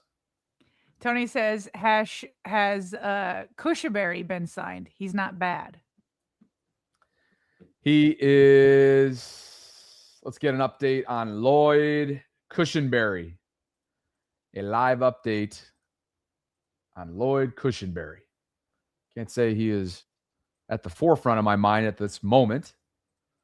Let's see what he's been up to. Remember, he's a center. Spent the last couple of years with the Tennessee Titans. And I don't think there's an update yet on him. So, yeah, no news is no news. Okay. As things stand right now. My Timber Shivered is celebrating 5 months of channel membership, and he writes, Crosby is good, but we could have gotten Vanga and another guard and picked up Henderson and been okay and had a first rounder next year. We need to start calling Dan Betty Crocker. Dude is always stirring the pot. And let's just say, Sarah, that, look, first of all, the analogy there at the last second is just classic My Timber Shiver. Yeah. But there was no guaranteeing that Vanga was going to be there at 14. No guarantee. So it's a swing. It comes with some gamble and some risk, like we've discussed, but they were unwilling, Sarah, to continue this shortage at a premium position, this failure at a premium position that had been for years running now at edge rusher, and they went out and decided to do something about it. And we both feel like that should be celebrated while also adding in the fair context under the risk category that comes with this kind of decision. Blogger's with us. So if Vanga falls to the second round, do you still take him, Sarah? That's not going to happen. But Yeah. Yeah, that would be. At Could you 45. imagine if Vega fell to 45? At 45. Or if he even fell to, like, I don't know, late first round, like trade up and go get him?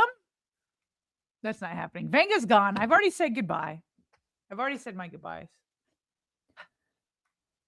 You've already said your goodbye. What's hilarious is why are there As if he was guaranteed to be there.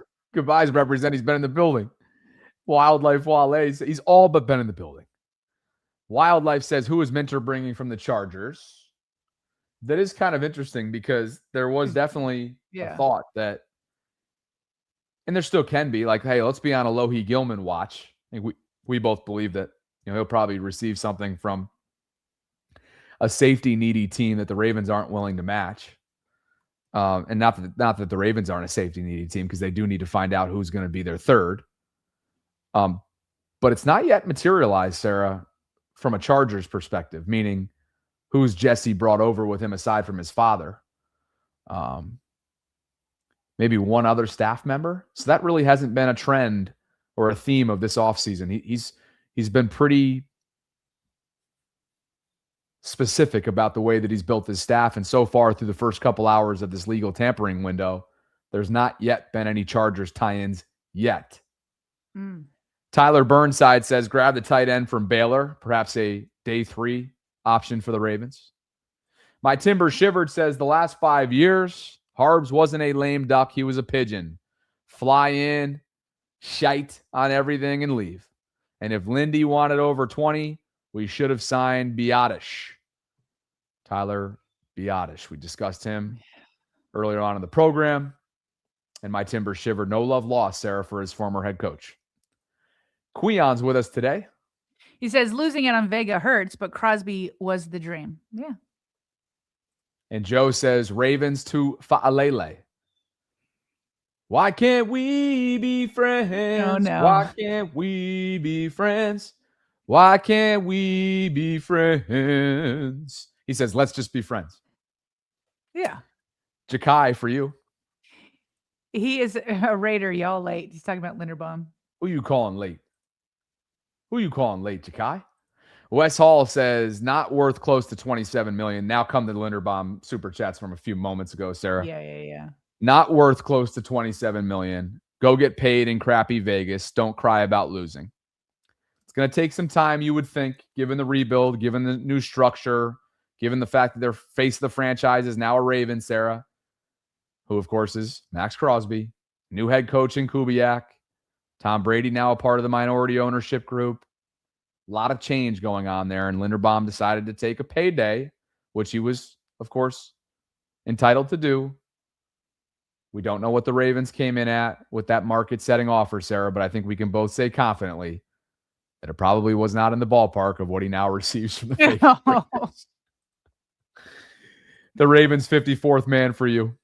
Says the LJ extension will drop right after you end your stream per usual. I predict Mike Evans will be a Raven. I don't think it's going to drop until tomorrow. Again, they don't need to do it until right before Wednesday at, is it 4 o'clock or is it noon? Wednesday at noon is when the league year officially opens. So if the Ravens have waited this long, let's say it's done and the Ravens have waited this long, I anticipate they would wait until right before the deadline. Noon or 4? Well, it opened today at noon, the tampering period. So I'm imagining it would be noon again. Usually it's 4 o'clock for all these things, but noon could be it because it opened at noon today. We know it's somewhere in that afternoon window on Wednesday for sure. And, you've already mentioned this a couple times here, but Rick Stroud, longtime Buccaneer personality reporter in the Tampa area. He noted that Mike Evans plans to test the free agent market. It's the biggest warning sign for Bucs fans, still hoping that the best player in franchise history finishes his career in Tampa. And, of course, this is what you alluded to earlier on. So just because we got a super chat about it, figured I'd pull it up on the screen. That's great.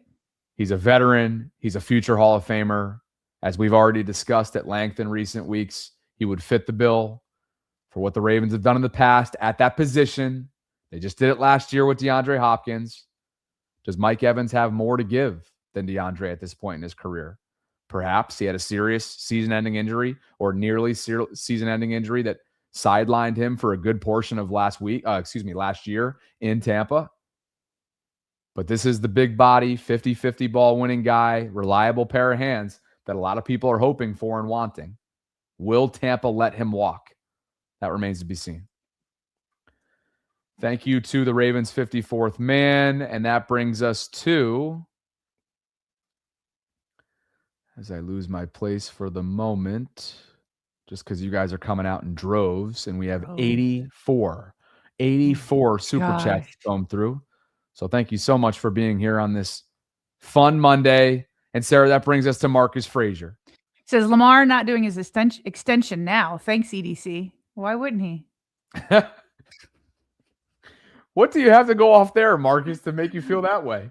Like, I'm sure he knew that Linderbaum was like a 50-50 chance. He knew what the Ravens. He's like, oh, I got Crosby, but not Linderbaum. I'm out.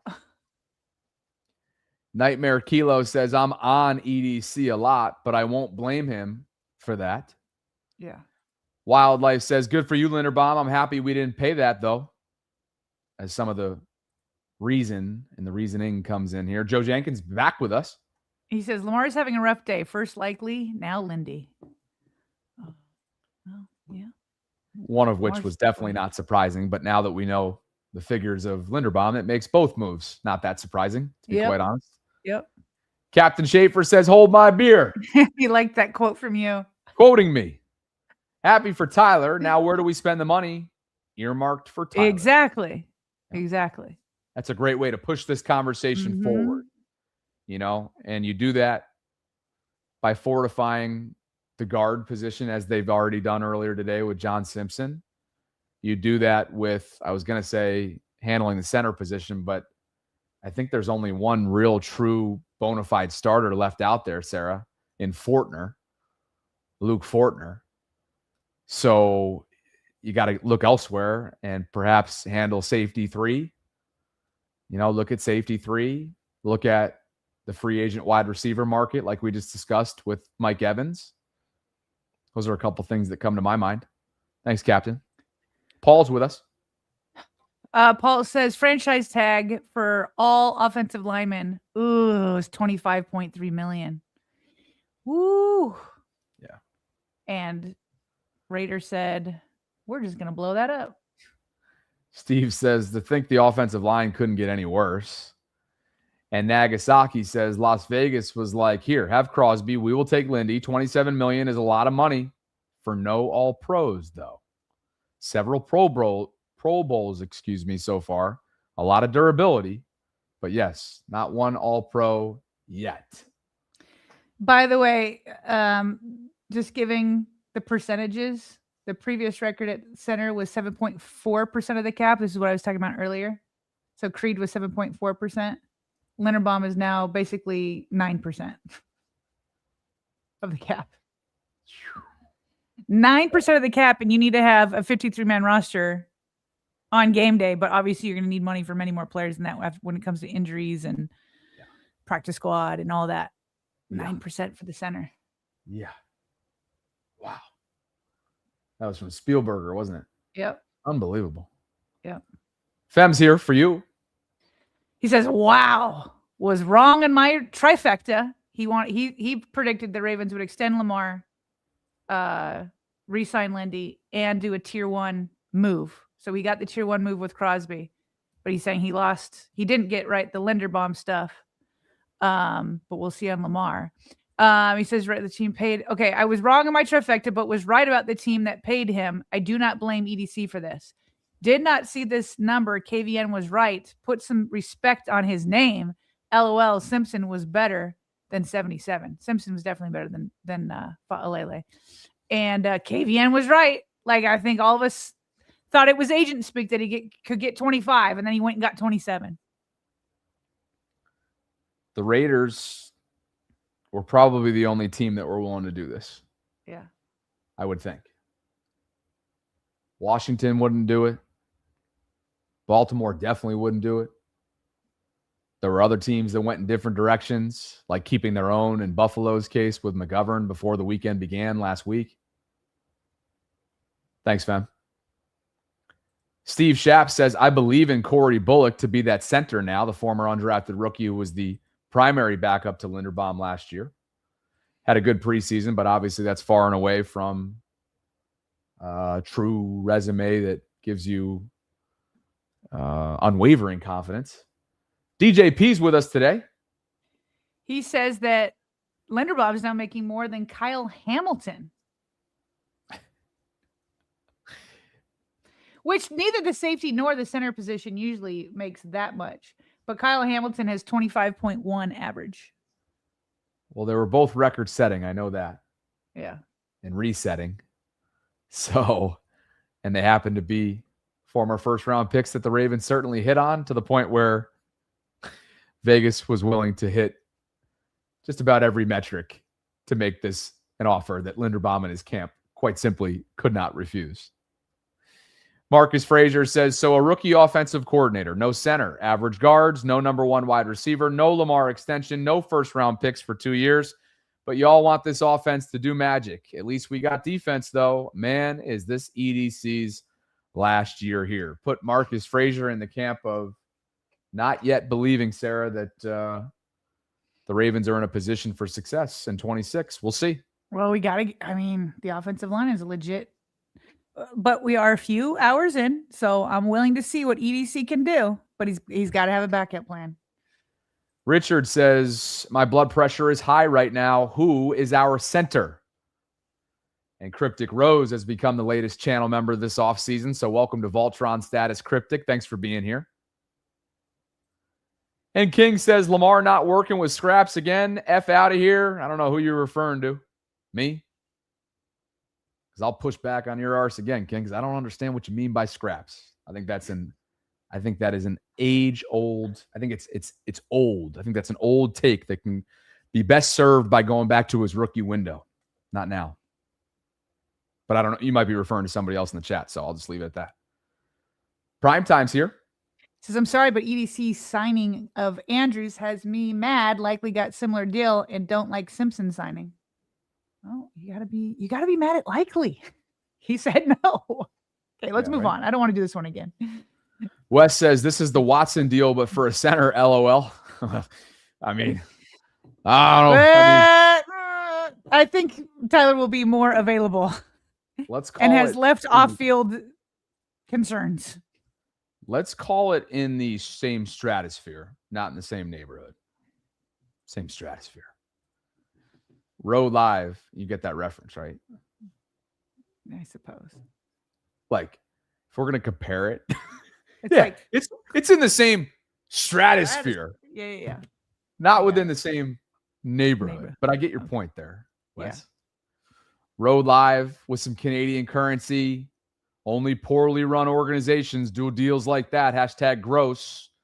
Understanding why Eric would not go to that level, Sarah, of matching Linderbaum's offer from Vegas. Cool Breeze is with us. Cool Breeze says this offense is on schedule to struggle miserably. Wow.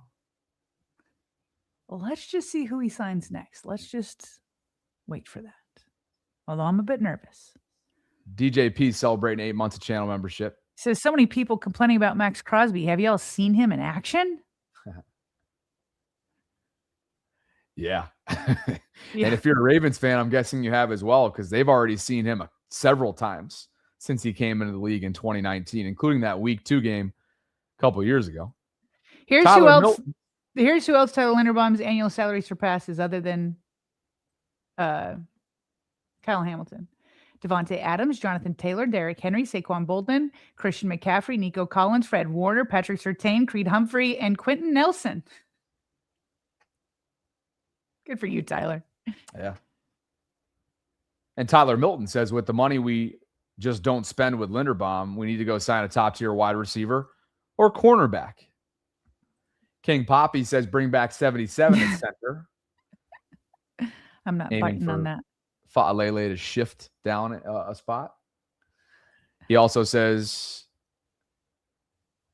is Pat gone? Who's Pat? Ricard.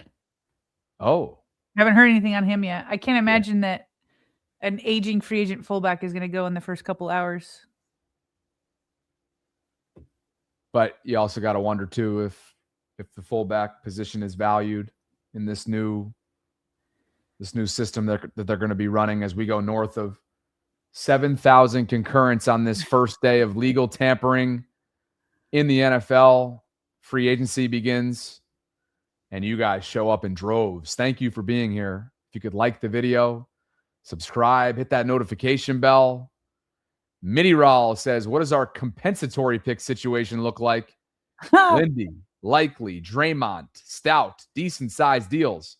Also, who is this Lamar extension cap space going to? We've talked about the last question a little bit, and I bookmarked Nick Cordy comment earlier on, Sarah, when the Draymond Jones news came down. There's already a 2027 compensatory pick projection there that it'd be a fifth rounder. Lindy, you would think would be like the highest you can get is a third rounder. Lindy, I don't even need to go to Nick Cordy. Lindy feels like a third rounder. Draymond, like you said, fifth rounder. Stout, we'll see. Punter money, even though it's record breaking, I still don't know. Likely, I don't know what Nick Cordy's got here. I don't know. I'll look up Nick. Likely, but Bobby, we need to make some decisions. It's 2:16. We've been going for 2 hours and 12 minutes. I know there's lots of news, but there are also other things. Nick Cordy just said, suffice it to say, it's a third rounder for Linderbaum. So I mean, we're here, but we may need to pick up the pace a little bit. Because my kids will be home in a matter of like 10 minutes. Yeah, no, definitely. So let's cook we've through been going a couple for more. a minute. Yeah. We're fully caught up on super chats just over the next couple here ahead. So let's cook through those and get to Huntley and absolutely. Yeah, it's been that kind of day. Tank says we let Likely walk. BS. Mark better ball. Now, Likely let himself walk. Robbie says, oh my God, Bobby's singing. I need to get you on my next gig on BGVS. Yeah, I'm down. I was in the choir, by the way, in high school, Robbie. Thank you. Baritone, no? Yes, thank you. Mm-hmm. The Clarity Slider. Thank you for the super chat. Thank you for being here today. And that brings us to 97G. Says love him, but what has Lindy done to deserve $27 million? They overpaid for him. They overpaid for a sure thing, and that's what Linderbaum is. Right time, right place. Sick Nasty Nate says, I'm honestly okay with any lineman Ledford decides to bring in, assuming he has a say. He gets the best out of his linemen, which you and I sort of discussed earlier on in the program, kind of almost delivering trust there, awarding trust for a guy who's a proven commodity in this league at offensive line expertise. My Timber Shivert's here. Says seriously though, if our offensive line next year is Stanley Simpson, Sarah, Zeitler, and Rosengarten, we are better off than with 77. I don't know. Are you trying to give me a death sentence or a hospital sentence? Could you imagine? You know that life that people always say, hey, could our average person gain a yard in the NFL? Like behind even a stud offensive line? People are like, no. I honestly think I would die out there. Aren't you going to slap his wrist for not putting an H on Sarah? No, I'm not going to do that. But could you imagine? I don't even know. I'd snap the ball and then both me and Lamar would be dead. Having just got back from the combine and walked in groups of prospects, trenches, prospects, we all would. I'd snap it and I'd fall to the ground. They're massive human beings. Yeah. Adam says, Point taken. Yeah. Adam says Lou from Auburn, Slaughter from Florida, Jones from Iowa, Hecht from Kansas State, and Parker Duke. Mel Kiper's top 5 ranked centers in the draft to replace Linderbaum, perhaps. And that is, Sarah, where the conversation will go in the coming days ahead, assuming they don't make some sort of unpredictable move in free agency. They will be likely going towards replacing Linderbaum in the draft. Taven 91 for you. Says Ravens fans need to chill. A lot more we can do. It's just a couple hours in. People were celebrating couple days ago. Let's let it all play out. And Air Token 13 with some Canadian currency says, everyone relax. You all think Ozzy's not in Eric DaCosta's ear. Still very much a part of the operation is the great Ozzie Newsome. And Sarah, Tyler Huntley is staying in Baltimore. It's a 2-year deal. This came down over the weekend. Jeff Zrebiec reported that it's $5 million. National insiders through agents reported up to $11 million. And since he took over for Lamar Jackson in a couple games last year, not only were they 2-0 against 2 playoff-worthy teams in Green Bay and Chicago, but he played well. He played clean football, operated the offense, managed it efficiently. PFF gave him a solid grade of 79.1. And again, he gets paid and paid nicely for him to remain a Raven, where his career began all the way back in 2019 as an undrafted rookie out of Utah. He's had several stints in Baltimore. He's had stints in Cleveland, Miami. Good for him, man. And this is good continuity for the Ravens. Hard not to like this move, keeping things in place. Love this move. Love seeing Tyler Huntley return. Snoop. Bobby, you made some actually good points. I don't want to steal them from you. Like you said, you're going through his Instagram page, and it's just like looking back and being like, here he is with another contract. It's $11 million. He was an undrafted rookie out of the University of Utah. And, you know, he had to call the Ravens last year. He called John Harbaugh for them to consider bringing him back. And now he turned that into a 2-year, $11 million contract. And I'm sure he and his agent know that people weren't calling for starter positions. And I don't know that he's going to have a better backup position anywhere in the NFL. He's got his friend in Lamar. They get along great. He's got a lot of buddies from South Florida. It's great. It's great. Yeah. So now really it's a 2-year, $5 million deal, according to Jeff Zrebiec, with incentives that could go up to $11 million. But he was 2-0 in games last year where he started and Lamar was injured. And I'm assuming at this point, Bobby, that Cooper Rush is going to get cut. Yeah, me too. Yeah. So good for him. And again, that continuity piece, important stylistically, and what he's also proven to be at this point in his career, having developed, been in the system multiple times, he remains a Raven. The Bills and Connor McGovern reached agreement on a 4-year, $52 million deal, 32 of which is guaranteed.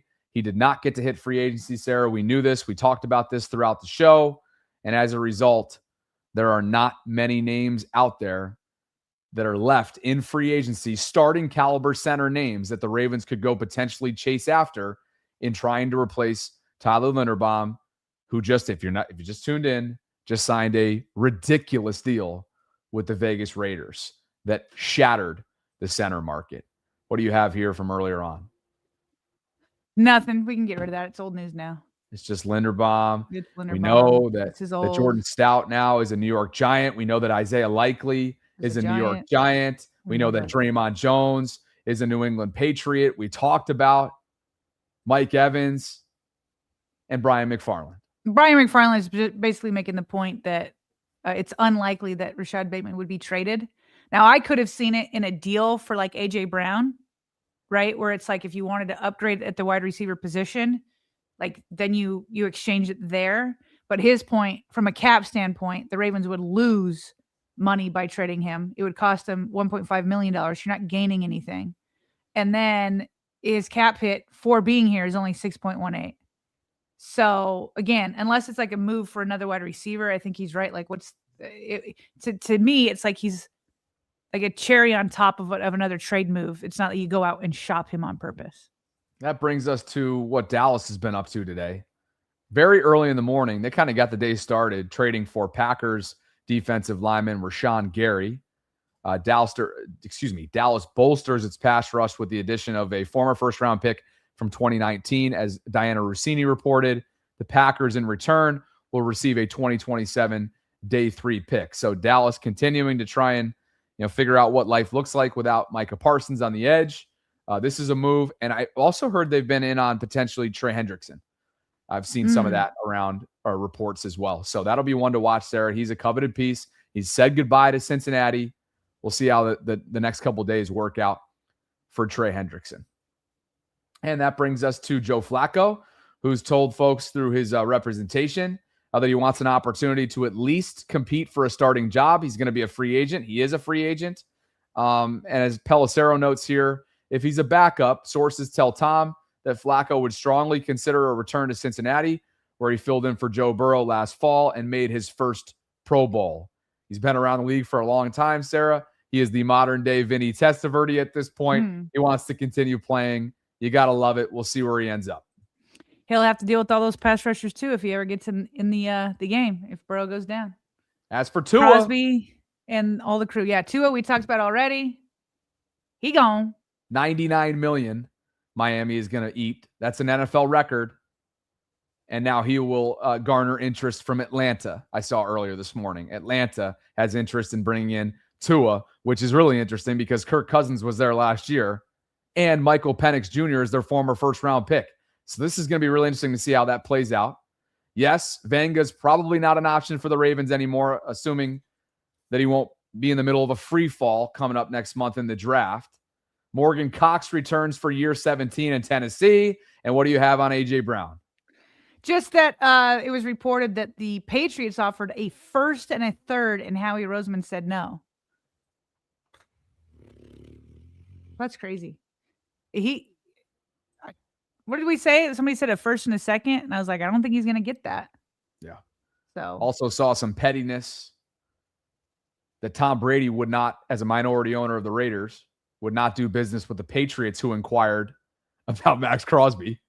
So no love lost there, or perhaps just good competitive fire and gamemanship. And look at what Lamar was up to over the weekend, courtesy of his Instagram and some of his boys' Instagram. I assume this is a South Florida-based wedding. Lamar showed up with slick black leather gloves, the red tie, the black suit, and on his way into the wedding, presumably,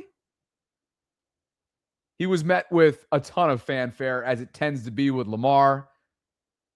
He can't go anywhere, especially in South Florida, without being looked at as the savior, which he is in that part of the world for sure, and in other parts of the world. Pretty cool there for Lamar, enjoying his offseason. looks good, looks slick. Bobby, I have all the projections for the compensatory picks of the people the Ravens have already lost for now. So yes, Linderbaum a third, and this is for 2027. Obviously not coming up in April in a couple months or next month. So Lindy's a third. Likely and Draymond Jones are worth fifth rounders apiece. And then Stout, a seventh rounder. Okay. And I think the most comp picks you can have is 4. And so if they lost another guy, it's just like, would it be more than a seventh round? Because then you'd kick out whichever one is the lowest. Okay. So okay, there's that. All of which will be added and projected for 2027. Correct. Stat padding is what that's called for 2027. They are already putting together their team building for 2027. And look, you never know. You just never know. Those are lottery tickets, as Eric DaCosta always refers to them as, Sarah, and we'll see. It'll be a couple of years in the making, but good stuff there. And that brings us to a few more super chats on the way out. Air token is what we left off with. Joe Jenkins gets us back started, and he says losing Lindy hurts almost as much as jumping on a bicycle with the seat missing. Ooh, Almost. Don't ask me how I know that. Oh, Joe, I'm sorry. Where the buddy. sun don't shine. Prayers up, Joe. Ty Riggs for you. Likely and Lindy on losing franchises. Oh, Likely and Lindy on losing franchises, no threats. They're no threats, but it's still us, the Ravens, obviously. Well, and Sarah, Likely and Stout go to the NFC. Ravens aren't going to see the Giants for a while unless it's in the Super Bowl next year in LA, and they'll see the Raiders at some point in the near future. My Timber Shivered says, Sarah, Lamar was getting killed either way. At least we wouldn't have to hear about how you're going to become this great player. Look, he capitalized the H since you made a big deal of it in Sarah. I didn't even see that. Yeah, I like that. And you're right. Nobody would be like, but she has upside. Nobody would say that. Taven says, Harbaugh doing things out of spite. Stout? Really? They'll address punter in the draft, just as they did in 2022 with Jordan. And They've got 10 picks, Sarah, right now, with a couple compensatory picks in there projected-wise on day 3. And off Mike Evans goes. He is not going to Baltimore. He's not remaining in Baltimore. Or excuse me, he's not going to Baltimore. He's not remaining in Tampa. He's going to the San Francisco 49ers on a 3-year deal you can scratch off. Wow. Scratch off one of the big body options, Sarah. Mike Evans heads to San Francisco for the 49ers. Wow. Good for you, Mike. Yeah. He's still got a lot left in the tank. Last year was an aberration for him in terms of availability. The previous seasons, since he was drafted years ago, all of them were 1,000 yards or more receiving. Yeah. He's a dog. And he's not in his prime anymore.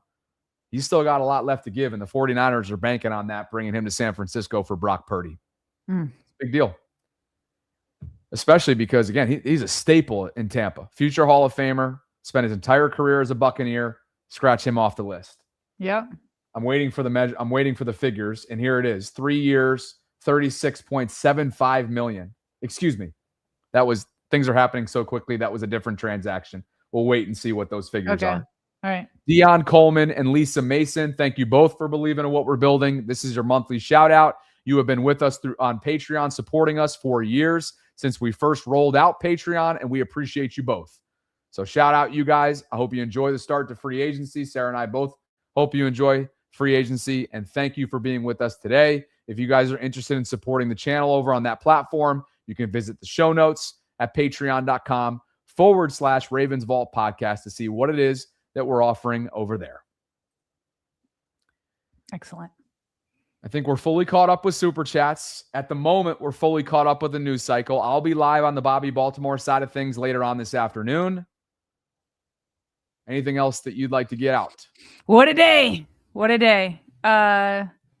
Obviously, bigger losses than additions, but John Simpson's added on top of Crosby. Lindy's gone. Likely's gone. Stout is gone. Draymond Jones is gone. So EDC has some work to do. You can connect with Sarah on X throughout this process at SG Ellison. You can connect with me on Instagram and X at Bobby Baltimore. And you can click join to become a channel member today if you're interested in doing so, depending on which device you're watching this on. Thank you to everyone for the Super Chats. Thank you for tuning in. There's over 7,100 concurrents on our way out here. So needless to say, you guys came out in droves today, and we appreciate you, and we hope you'll join us again for day 2 tomorrow. And more day 1 coverage coming up, maybe within the hour, Sarah, for all I know. Yeah. Because everybody is highly engaged right now. By the way, if you haven't already done so, you can also join the giveaway this month. We are doing a giveaway in the form of a $100 gift card to the vaultpod.com/shop. And that's courtesy of Primary Residential Mortgage. It's been pinned to our live chat in the comment section throughout this entire show. And it's also directly at the top of the show notes. It'll bring you to the Instagram page. And it's pretty simple to fill out the instructions or read the instructions in the bio, in the caption, that'll make you eligible for this month's $100 gift card to our merch line. So thanks to Primary Residential Mortgage for continuing to support the show. Thank you all for spending part of your Mondays with us. And on the way out, if you could please like the video, subscribe, hit that notification bell, consider becoming a channel member or gift-giving membership this offseason. We'd really, really appreciate it. For Sarah, I'm Bobby signing off from this Monday deluxe Ravens Lunch Hour live stream on all things free agency frenzy. And we'll catch up with you on Tuesday here inside the vault, if not before, at 12 noon Eastern. Thanks, Sarah. Appreciate all of you guys. And we'll catch up with you soon here inside the vault.